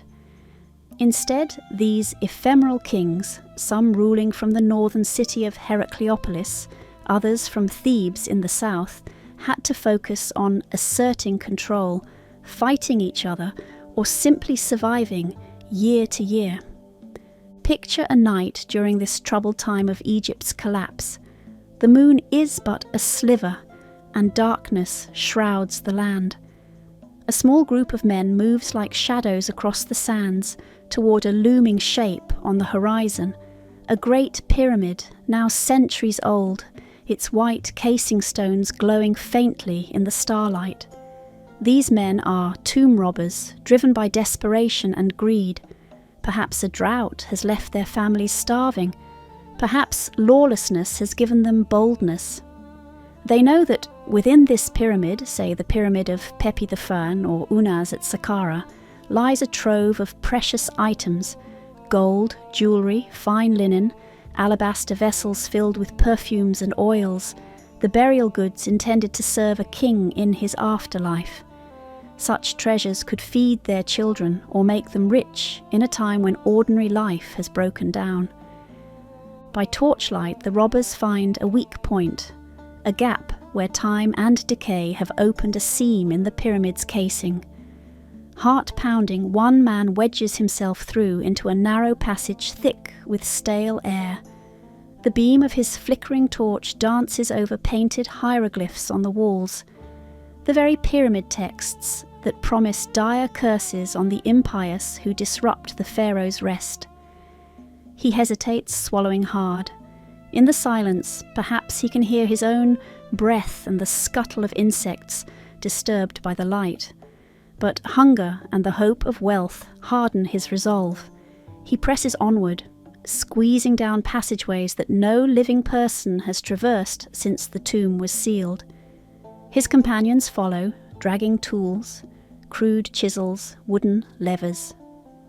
Deep in the pyramid's core, they come upon a heavy stone blocking the corridor, a portcullis dropped in place to thwart exactly this kind of intrusion. It takes hours of grueling effort, but eventually they pry open a small gap under it and slither through like snakes. At last they reach the burial chamber. The torchlight falls upon a grand sarcophagus and glitters off faint reflections of gold on a shrine and offerings laid out for the king. The robber's eyes widen. In that moment, these desperate men behold what was never meant for their eyes, the sacred sanctuary of a god-king. Perhaps one of them mutters a quick apology to the gods, insurance against the curse, before they set to work gathering loot. They stuff small golden amulets into sackcloth bags, yank precious amethyst and turquoise beads off a royal collar, tip over a heavy alabaster jar and find it still contains thick, scented oil. They even chip away at the sarcophagus lid, looking for more. In their rough haste, they scatter dried offerings and disturb the pharaoh's mummy itself, pushing aside the lid and exposing the royal corpse to grab jewellery or the golden death mask. The riches they carry off into the night might feed their families for a year, or buy them land in a lawless time. We do not know their fate. But we do know the fate of the pharaoh's tomb. In that torchlit hour, the carefully laid plans for eternity unravel. The king's body, which was to remain inviolate for millions of years, has been desecrated. His treasures, meant to serve him in the afterlife, have been profaned and scattered. The robbers disappear into the darkness before dawn, leaving the pyramid silent once more, but forever empty. Scenes like this, multiplied across the country and across the years of chaos, spelled the end of the illusion that any tomb, no matter how massive, no matter how ingeniously sealed, could be completely safe from human desperation. Thus, Egypt learned a harsh lesson written not in ink, but in blood and broken stone.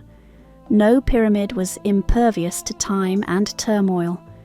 The very forces that had built these wonders, human labour, faith, ambition, had their dark mirror in human greed, fear, and need. By the end of the first intermediate period, the notion of pharaohs building gargantuan pyramids as a matter of course had faded. It was not that the idea of the pyramid lost its allure. It was simply that the nation could no longer afford or organise such projects, and perhaps had grown wary of their ultimate futility. When at last Egypt was reunified, it came with a cautious revival, a sense of renewal tempered by experience. The reunification happened around 2050 BC. The Theban prince Mentuhotep II defeated his northern rivals and brought the two lands under one rule again, inaugurating what we call the Middle Kingdom. With strong leadership, Egypt entered a new era of stability, prosperity, and artistic flourishing comparable to the Old Kingdom's heights. And indeed, with this rebirth, pharaohs did return to the practice of building pyramids. How could they not? The pyramid was the ultimate symbol of kingship and divine connection, a powerful nod to the glorious past that any new ruler would want to invoke. But the pyramids of the Middle Kingdom could not simply copy the colossi of earlier times. The world had changed, and so had the approach to these monuments. The first king of the new Dynasty 12, Amenemhat I, moved the royal capital north, closer to Memphis, and chose a site at Lisht, on the desert's edge near the Fayum, to build his pyramid. This was a deliberate return to tradition. Lisht is not far from Saqqara and Maidum, tying the new dynasty to the old. From the outside, Amenemhat's pyramid, when completed, looked much like those of old. It was pyramidal in shape, covered in smooth limestone, with a causeway leading to a beautiful mortuary temple, and satellite pyramids for his consorts.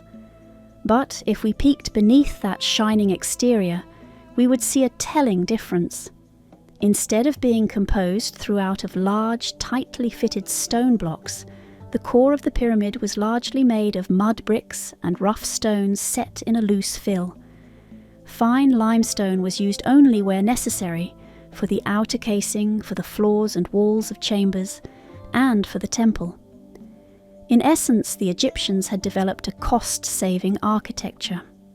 A solid stone pyramid like Khufu's required an almost unimaginable amount of quarrying and hauling.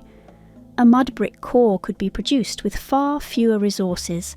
Mud from the Nile was plentiful and easily formed into bricks. The trade-off was durability. Mud brick erodes quickly when exposed, but presumably they expected the casing to protect it, and perhaps they were more concerned with the pyramid's appearance and function over the short term, centuries, than absolute permanence for millennia. Pharaoh Senusret I, Amenemhat's successor, followed suit with his own pyramid at Lisht. As each king came to the throne, a pyramid complex was begun. Senusret II at El Lahun by the entrance to the Fayum, Senusret III at Dahshur, returning to the site of Sneferu's pyramids, maybe consciously to associate with that golden age, and Amenemhat III, one of the greatest kings of that dynasty, who ambitiously built 2 pyramids, one at Dashur, the so-called Black Pyramid, which unfortunately suffered serious structural problems, and another at Hawara near the Fayum, which became his final resting place. Each of these pyramids was more modest in scale than those at Giza. For example, Amenemhat III's Hawara pyramid was about 58 meters tall, roughly 1/3 the height of the Great Pyramid. But the Middle Kingdom pharaohs invested in other ways. The complexes had extensive temples and incredibly intricate substructures designed to protect the burial and confuse robbers. Indeed, Middle Kingdom architects became master tricksters to defend against the kind of plundering that had plagued the first intermediate period. They created false passages and blank slabs that looked like doors but led nowhere. They dug burial chambers deep and then plugged the entry tunnels with massive granite blocks after interment, using gravity and clever engineering to seal them away. Amenemhat III's Hawara pyramid was accompanied by what Herodotus later described as a labyrinth, a sprawling complex of 12 courts and a maze of rooms that could have functioned as an administrative and ceremonial centre, but also as a formidable obstacle to any unauthorized intruder. Senusret III's pyramid at Dashur had its burial chamber hidden not beneath the center of the pyramid, as was typical, but offset far to one side, reached through a secret passage outside the pyramid's footprint. A dramatic break in pattern meant to outfox would-be tomb raiders. The Middle Kingdom was in many ways a more frugal, practical time than the Pyramid Age of old. The kings of the 12th dynasty were warrior administrators as much as god kings. They expanded Egypt's borders south into Nubia, built forts, dug canals, and managed a standing army. They had learned, collectively, that the pharaoh's role was not just to bask in divine grandeur, but to actively ensure the welfare and security of the nation. In such a paradigm, it perhaps made sense to moderate the scale of pyramid building. A massive pyramid like Khufu's might have seemed an overspending of effort when Egypt also needed fortresses manned and irrigation works maintained.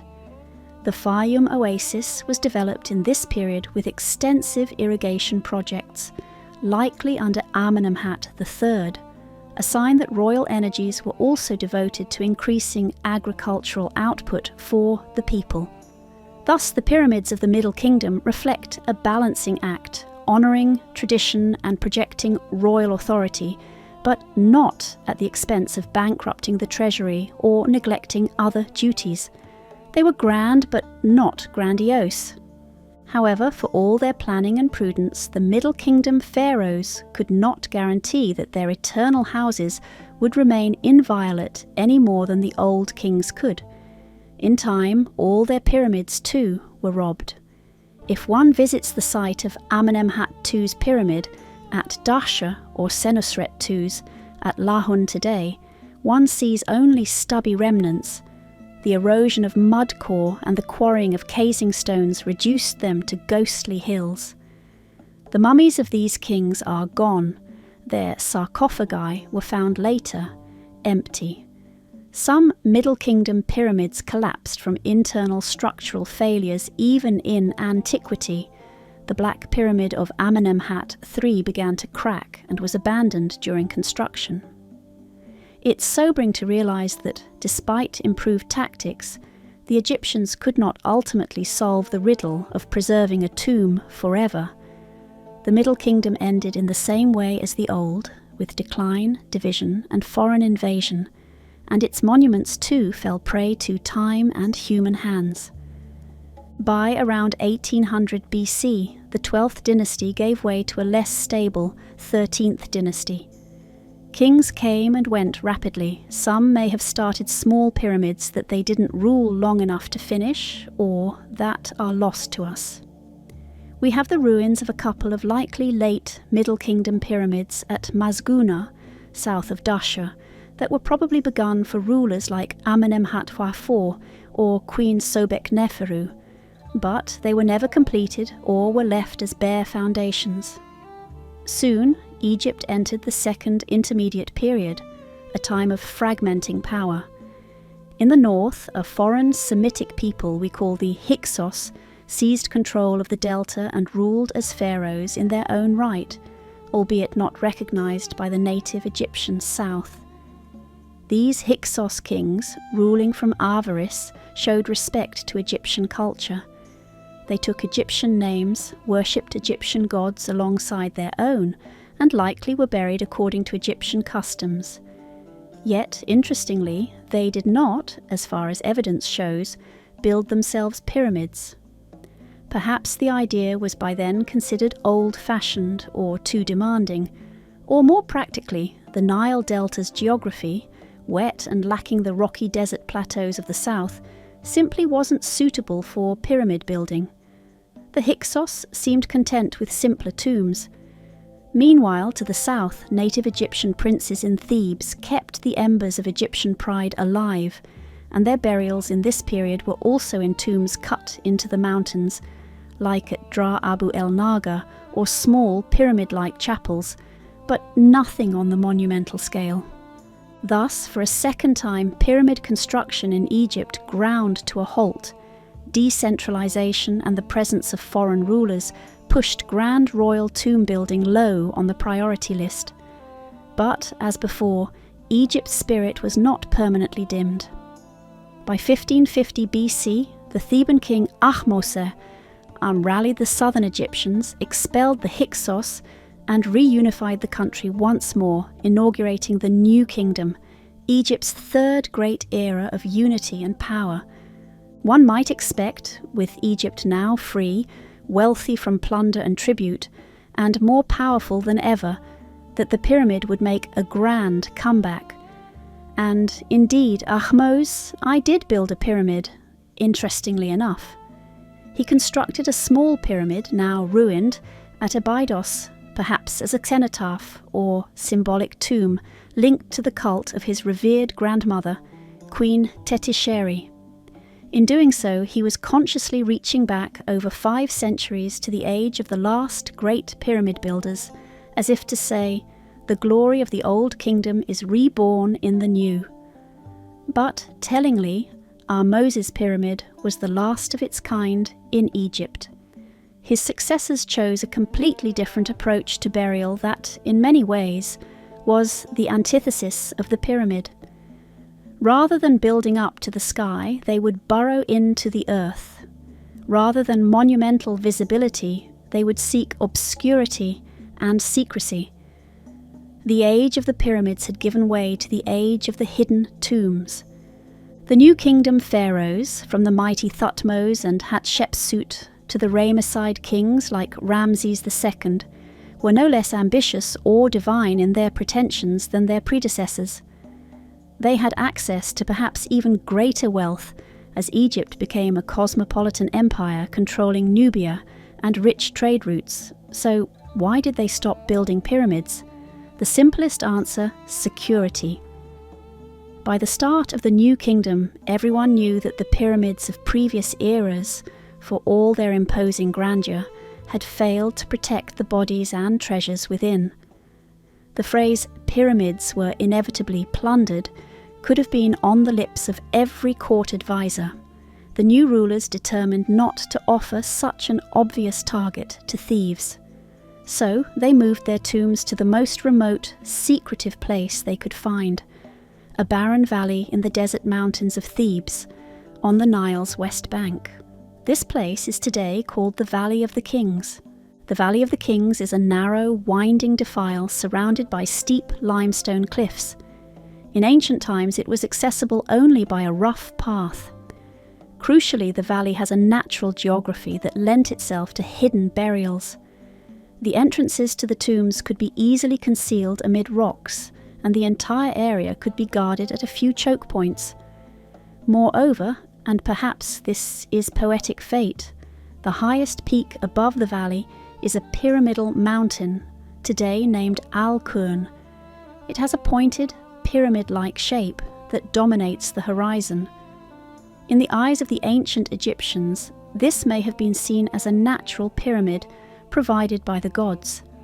By placing their tombs in the Valley of the Kings beneath this peak, the pharaohs might have felt they were symbolically burying themselves under a pyramid without having to actually build one. In essence, nature built their pyramid for them in Thebes. The shift to the Valley of the Kings happened within a generation or two after Ahmose. Pharaoh Amenhotep I, son of Ahmose, is traditionally credited with being one of the first to be buried in a rock-cut tomb separate from his temple, though his tomb hasn't been definitively identified. The practice was certainly established by Thutmose I, around 1500 BC, whose tomb was cut deep into the valley cliffs. A remarkable inscription by the man who supervised the work, Ineni, still survives. Ineni wrote of Thutmose's tomb, "I supervised the excavation of the cliff tomb of His Majesty, alone, no one seeing, no one hearing." This single line reveals the utmost importance of secrecy. Unlike a pyramid, which was public from the moment it rose from the ground, a valley tomb's very creation was meant to be hush, hush. Workers likely swore oaths of silence. The area of the tomb entrance was perhaps fenced off or declared off-limits under pain of death. When the tomb was completed and the king's mummy interred with fabulous riches, the entrance was sealed and then deliberately buried under debris and rubble to hide it. The location might have been known only to a trusted few priests and officials, who would then continue to perform rituals for the king's spirit in an anonymous chapel far from the actual grave. Imagine the Valley of the Kings during the height of the New Kingdom. The walls of the canyons glow orange in the late afternoon sun. At a guarded entrance to the valley, royal soldiers stand watch, scrutinizing anyone who comes or goes. Deep in a wadi, hidden from distant view, a team of labourers and artisans works by the light of oil lamps. They are cutting a corridor into the heart of the mountain for Pharaoh Hatshepsut's eternal house, or perhaps Amenhotep II's. The hammering of chisels on rock echoes in the confined space. The workers have been carefully selected. They are the crews from Deir el Medina, a state village of tomb artisans sworn to secrecy and well compensated for their pains. Each man knows that the slightest whisper of the tomb's location to an outsider could invite punishment on him and his family. Up on the cliffs, lookouts scan for any unauthorized approach.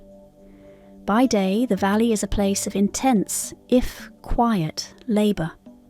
By night, if one were to peek into the darkness, one might see a procession of priests clambering to a secret entrance, conducting a consecration ritual under stars, then covering the doorway with slabs and sand, wiping away their footprints as they leave. Once a tomb in the valley was completed and sealed, all that visibly remained might be a few cut stone chips or a fading worker's path, signs that the desert winds would soon erase. The king's funerary cult was not practiced at the tomb, as it had been at the foot of each pyramid in the Old Kingdom. Instead, the pharaoh's memorial temple, often called a mansion of millions of years, was built miles away on the edge of the Green Nile floodplain. Take Hatshepsut's splendid mortuary temple at Deir el-Bahri, with its terraces and colonnades elegantly blending into the cliffs, or Rameses II's grand Ramesseum with its pylons and fallen colossal statue. These were places where people could come and pay homage to the deceased king's divine spirit, where priests made daily offerings and recited prayers.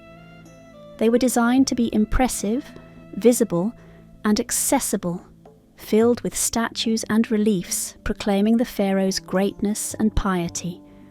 The tomb, on the other hand, was designed to be invisible, a sanctum no living person should disturb. This separation of the public mortuary temple and the private burial tomb is one of the defining features of New Kingdom royal practices, and it stands in stark contrast to the Old Kingdom, where the pyramid and the mortuary temple were directly linked components of one complex. Religious ideology too had taken a turn that favoured hidden tombs. The New Kingdom was an era of theological flowering. Funerary texts became far more elaborate than the austere pyramid texts of old. The underworld was conceived as a complicated realm through which the pharaoh's soul must travel at night, accompanying the sun god through 12 caverns or hours, battling monsters and bringing about the rebirth of the dawn. Texts like the Amduat, that which is in the underworld, and the Book of Gates were composed to detail this journey. The walls of New Kingdom tombs were the canvas for these cosmic journeys, richly painted scenes of the pharaoh in his solar bark, of serpents and lakes of fire, of protective deities and gates that needed secret passwords. A pyramid, with its relatively cramped interior, simply did not offer the room for such narrative artwork. But a tomb cut into a mountainside could be as long and winding as the king desired, with corridors, chambers, and niches, all available for decoration. The tombs of pharaohs like Seti, Finrod, or Rameses III are virtual subterranean palaces with colourful murals covering every inch, depicting the pharaoh's transition through the afterlife in sumptuous detail. In a way, these decorated tombs achieved by art what pyramids achieved by sheer mass. They prepared the king's soul for eternity, but via liturgy and symbolism rather than architectural might. The New Kingdom pharaohs also found new ways to display their might to the world of the living that did not involve tombs. They erected towering obelisks in temple precincts, like those of Thutmose III and Hatshepsut at Karnak, needle-like pyramids in miniature, whose golden tips caught the sun in honour of Ra. They commissioned gigantic statues of themselves, the pair of colossi of Memnon, 18-metre-tall stone figures of Amenhotep III, that still sit placidly at the West Bank's edge, or the 4 colossal seated figures fronting the rock-cut temple of Abu Simbel that Ramesses II built in Nubia. These were feats of engineering and artistry equal to moving pyramid blocks, but with a different purpose. They glorified the king's image in places where it could be seen and admired by both Egyptians and foreigners in awe. The statement had shifted from, "I build this so I may live forever," the pyramid's message, to "see how the god-king dominates the present world," the temple and statues' message. Under the influence of Thebes' local god Amun, who rose to become the supreme state deity, merged with Ra as Amun-Ra, the emphasis on grand religious architecture peaked. The Temple of Karnak in Thebes grew into a forest of columns and gateways as each king added to it. The wealth and workforce that one might have spent on a pyramid were now lavished on Karnak's hypostyle hall or on Luxor Temple's courts and statues. These were sanctuaries for the gods and for the king's legacy among his people, not tombs for his body. It's as if the Egyptian kings found a more community-focused outlet for their megalomania. By building for the gods, and incidentally advertising themselves, they perhaps could justify the expenditure more than building a gigantic vault solely for their own corpse. So, through a combination of practical necessity and evolving values, the pyramid was retired as a royal tomb. The New Kingdom elites, interestingly, sometimes incorporated pyramid shapes in their private tomb chapels. Small brick pyramids atop the funerary chapel structure were popular among Theban nobility as markers. But for the kings, the die was cast. Their eternal homes would be hidden in the earth. And for a few hundred years, this system worked fairly well. The Valley of the Kings did see some robberies even during the New Kingdom. In the reign of Ramesses IX, around 1100 BC, records show trials of tomb robbers who had broken into the royal tombs, indicating that the secret had leaked and the lure of gold was unstoppable. By the end of the New Kingdom, virtually all the royal tombs had been breached. In a desperate act of piety and pragmatism, priests of the 21st dynasty gathered many of the mummies of great pharaohs, including Seti the Fern, Ramesses II, and others whose resting places had been desecrated, and hid them in 2 secret caches, one in a shaft in the cliffs at Deir el-Bahri and another in Amenhotep II's own tomb, effectively creating safe bunkers for the royal dead. These hidden caches remained undisturbed until their dramatic discovery in the late 19th century AD, when modern archaeologists found them. The careful reburial of those kings by the priests suggests that by around 1000 BC, Egyptians acknowledged that even their new system had failed to guarantee eternal security.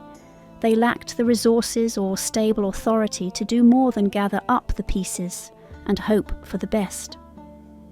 After the New Kingdom, Egypt never regained the consistent might and stability needed to undertake pyramid construction again.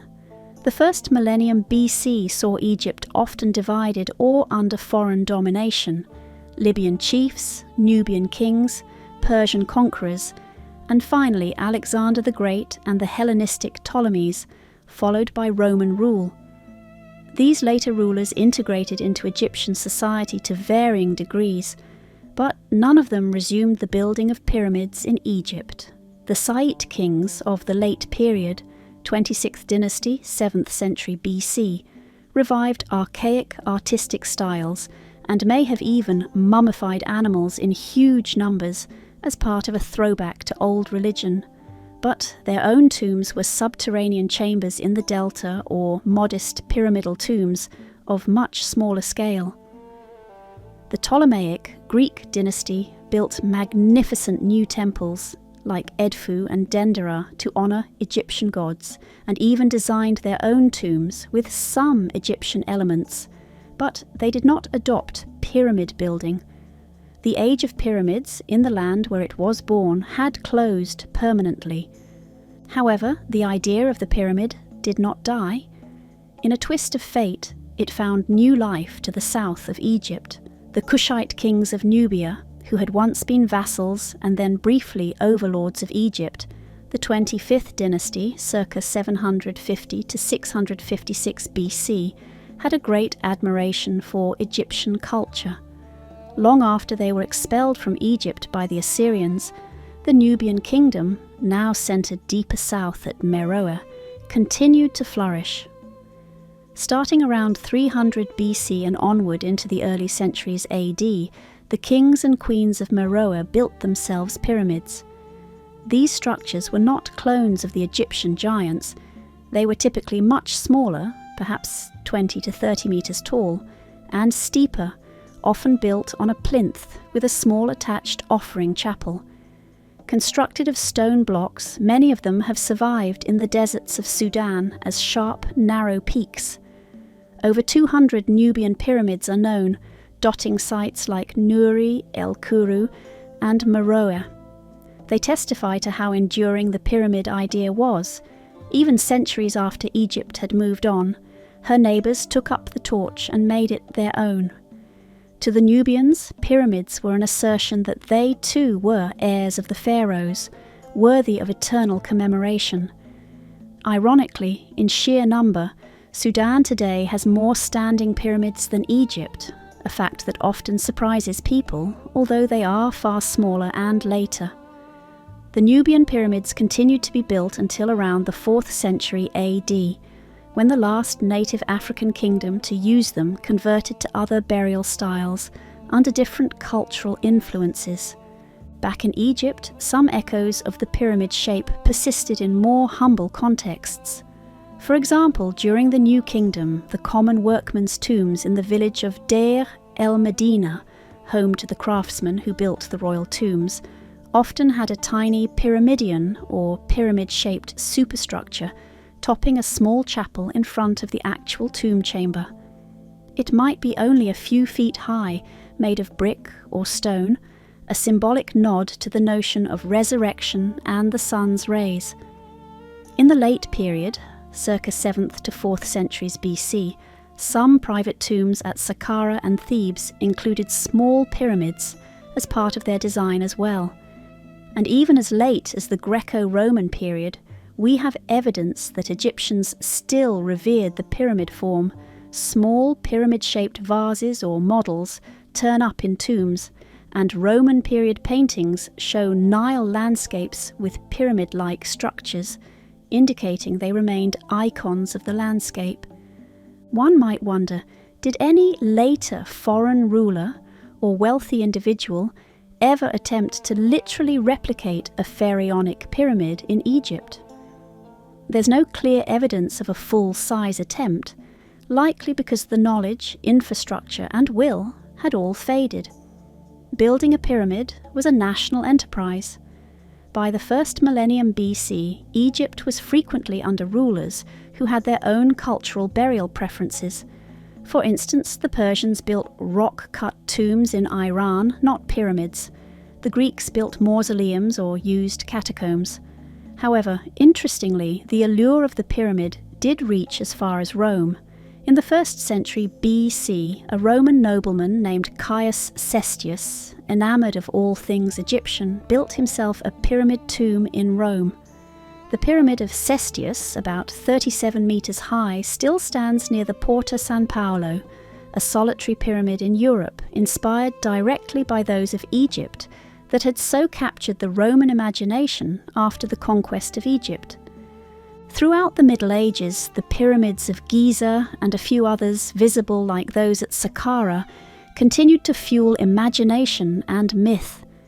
Travellers from Arabia and Europe wrote fanciful tales about them, that they were granaries of Joseph from the Bible, or treasure houses of ancient kings, or repositories of magical knowledge. They stood in silent grandeur as the world changed around them.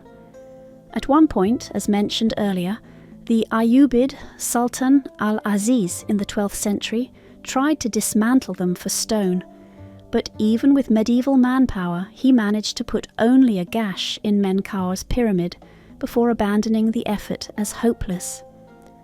The pyramids were simply too well built, too massive to be easily pulled apart, a testament to their makers. Thus they earned a sort of inviolability, not through magic but through sheer engineering might, outlasting the intentions even of those who would erase them. In modern times, the pyramids have become almost synonymous with Egypt itself, enduring symbols of the country's ancient heritage and a magnet for wonder and speculation. But crucially, part of what makes them so intriguing is that there are only a few of them relative to what one might expect for a civilization that lasted 3,000 years. This rarity gives each pyramid an outsized significance. It's often said that Egypt has over 100 pyramids, which is true if you count every small one, but the number of large royal pyramids that dominate the landscape is a few dozen at most, and truly only the handful from the Old and Middle Kingdoms remain recognizable monuments. As centuries rolled on, the Egyptians themselves began to see the pyramids as relics of a golden age. By the time of the New Kingdom, a papyrus poem extolled, "Is there anything like former times?" pointing to the pyramids and temples of the past as wonders never to be attained again. Kings like Khaemweset, son of Rameses II, took it upon themselves to restore or at least graffiti their names onto Old Kingdom pyramids, preserving them as links to a revered past. The lack of new pyramids made the existing ones even more special, objects of pilgrimage and nostalgia.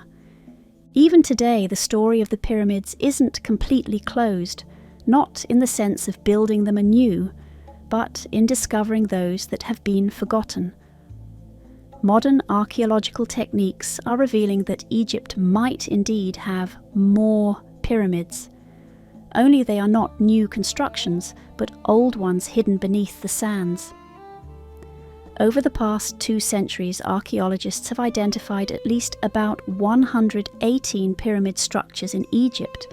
Many of these are small, heavily ruined, or buried.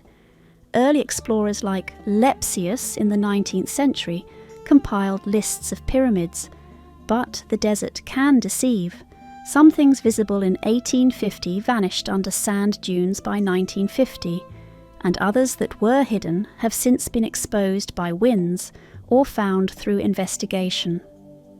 In 2008, archaeologists digging in Saqqara rediscovered the Headless Pyramid, which turned out to belong to a long obscure king named Menkauhor from the 5th dynasty, a pyramid noted by Lepsius, lost to sand, and found again. In recent years, advances in satellite imagery and infrared sensing have allowed researchers like Dr. Sarah Parkak to scan vast tracts of Egypt for telltale geometric shapes beneath the surface. In 2011, one such survey excited the world with news of potentially 17 undiscovered pyramids, as well as thousands of tombs and settlements detected as subsurface anomalies. While not all these leads have panned out, some pyramid signatures turned out to be natural features or mud brick enclosures, the promise remains that more small pyramids or pyramidal foundations could lie awaiting discovery. In our own time, the search for hidden pyramids continues in a very different fashion from Howard Carter's day of pure spadework. Picture a team of scientists peering at a computer screen in a lab. On the screen is a high-contrast satellite image of the Egyptian desert, processed in infrared to reveal subtle differences in density underground.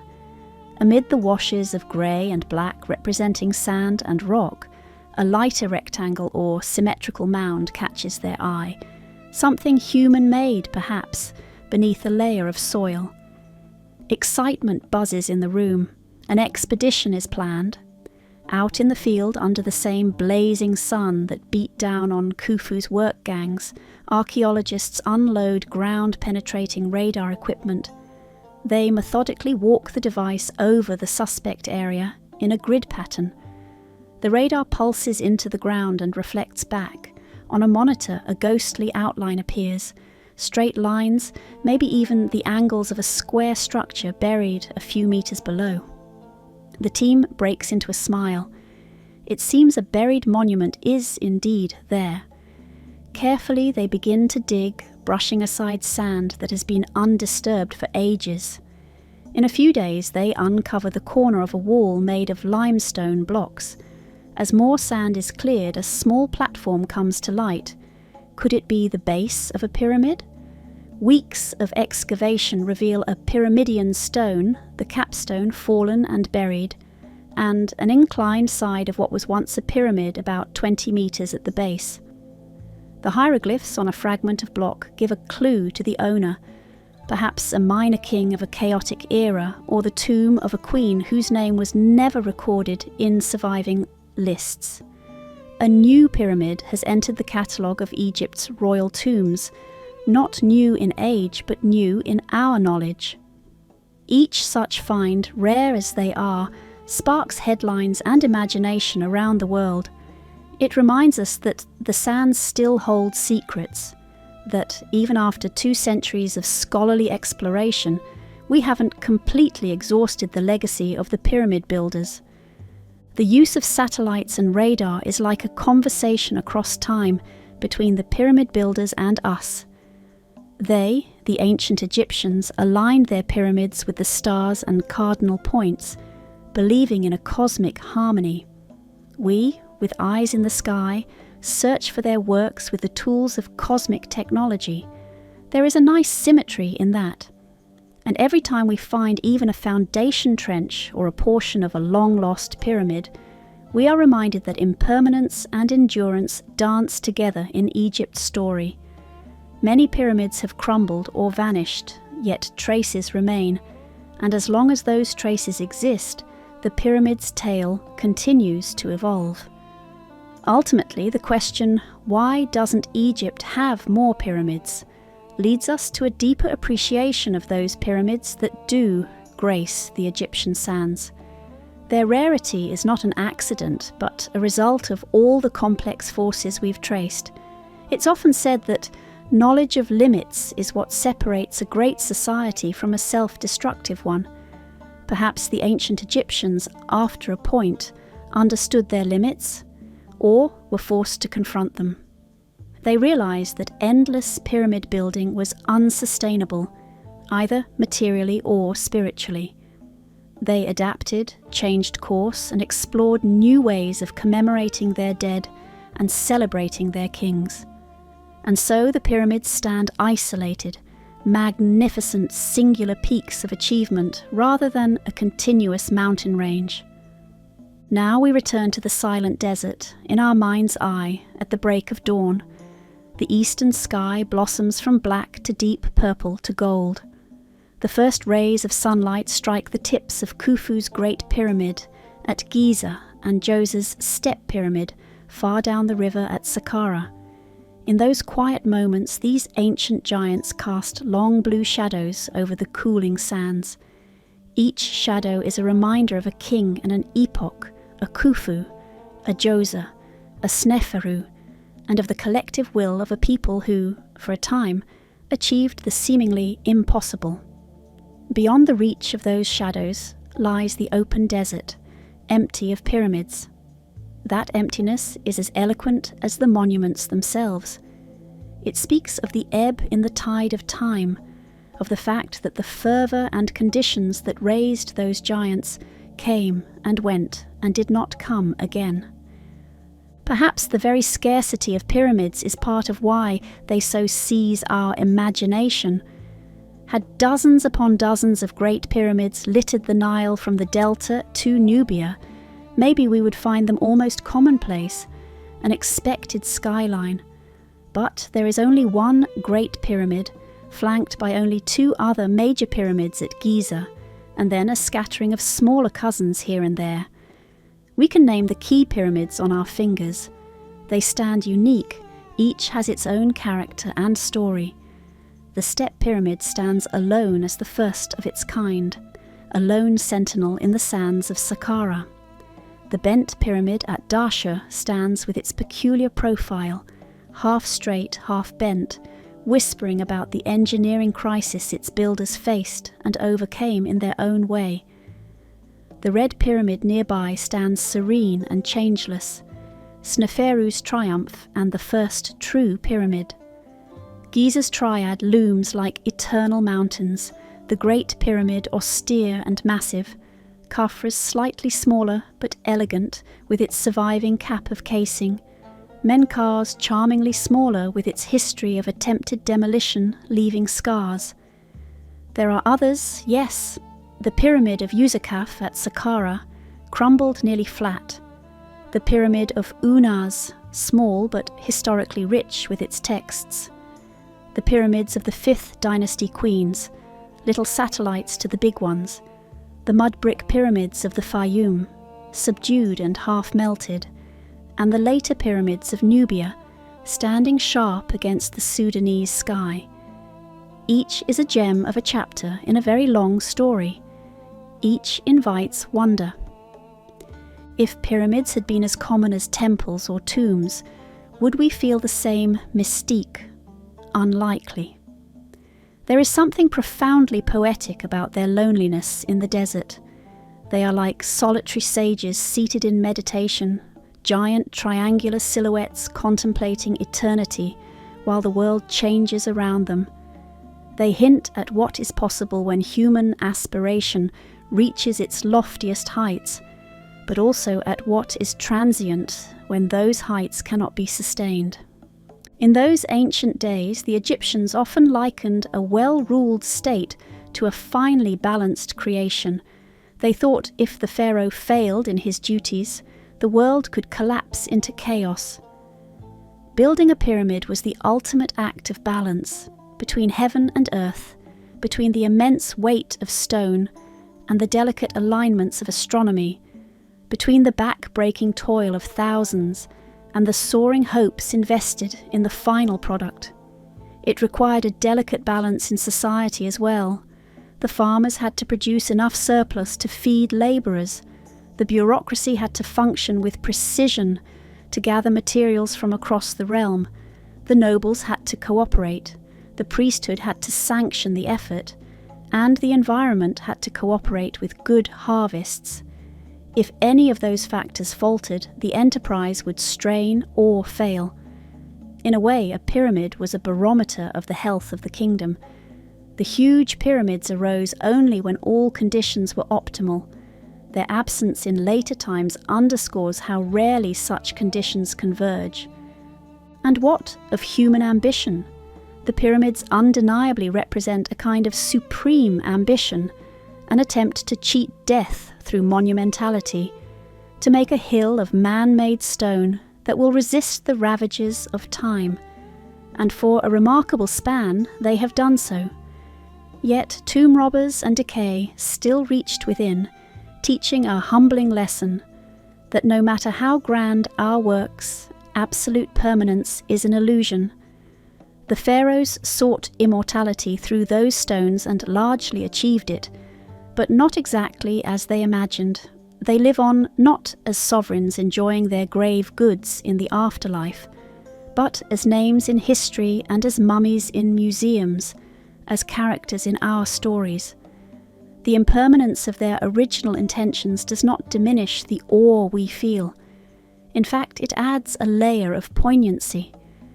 We stand before the pyramids today and marvel not just at their size, but at the audacity of humans long gone, and at the inexorable flow of time that even these stones have subtly yielded to, with their weathered edges and missing casings. We feel a connection across time, a mix of admiration and melancholy.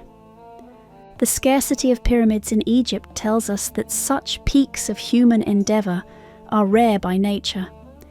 Greatness in any civilization is a rare and delicate flower that blooms only when many conditions are just right. And even then, it cannot bloom perpetually. It has its season, and then it passes. The pyramid's lonely dominance on the landscape reminds us of this. They are like the highest of high tide marks on the shore of history. You can see how far the water of human will and ability once rose before it receded. In the end, Egypt doesn't have more pyramids because Egypt, as wise as it was, evolved beyond needing to build mountains each time a king died. The Egyptians found other expressions for their culture's soul, in literature, in art, in smaller but still meaningful monuments, and in the hearts of the people who continued to worship in the shadow of old monuments. One might even say the Egyptians learned a lesson in sustainability. The Old Kingdom's pyramid building was spectacular, but contributed perhaps to its downfall, economically or symbolically. The Middle and New Kingdoms sought a more balanced approach, still grand, but more sustainable. Whether or not that was a conscious choice, it was a fortuitous one that allowed their civilization to last another 1,000 years and more. Now, as the sun climbs higher over Giza, the Great Pyramid casts a shrinking shadow at its base. Tourists begin to mill about, looking like tiny specks next to those gigantic blocks, snapping photographs that flatten the pyramid into 2 dimensions, never quite capturing its bulk or the feel of the place. A camel driver leads his camel along the road, the animal's feet padding softly in the sand, indifferent to the wonder around it. Life in modern Egypt goes on around these ancient sentinels. The pyramids are no longer focal points of a living religion. They have become monuments of memory.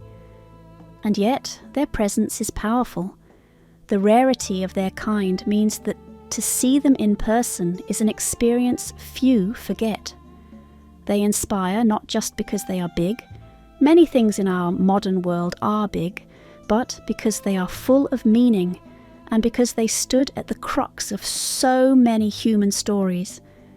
Think of all the lives that a single pyramid encapsulated, the king who ordered it, dreaming of eternity, the architect who planned it, perhaps fearful yet determined to please his God-king, the tens of thousands of workers, farmers, masons, haulers, potters, bakers, brewers, who contributed their sweat and skills to build it, in hope of divine favour or at least good rations, the priests who consecrated it and then tended its altars, carrying the torch of memory forward, the thieves who later dared to violate it, driven by hunger or greed, and thus wrote the final chapter of its initial purpose, the archaeologists who, in modern times, painstakingly cleared its chambers again, seeking knowledge and attempting to understand its makers. Multiply these human dramas by each pyramid that was built, and consider that those dramas did not extend indefinitely because new pyramids stopped being built. Each pyramid we see is thus a completed epic with a beginning, middle, and end, rather than part of an endless continuum. That is partly why they feel monumental in time, not just in space. As our journey through this story draws to an end, we reflect on the paradox that sometimes less is more. Egypt doesn't have more pyramids, and that very fact makes the pyramids it does have all the more significant.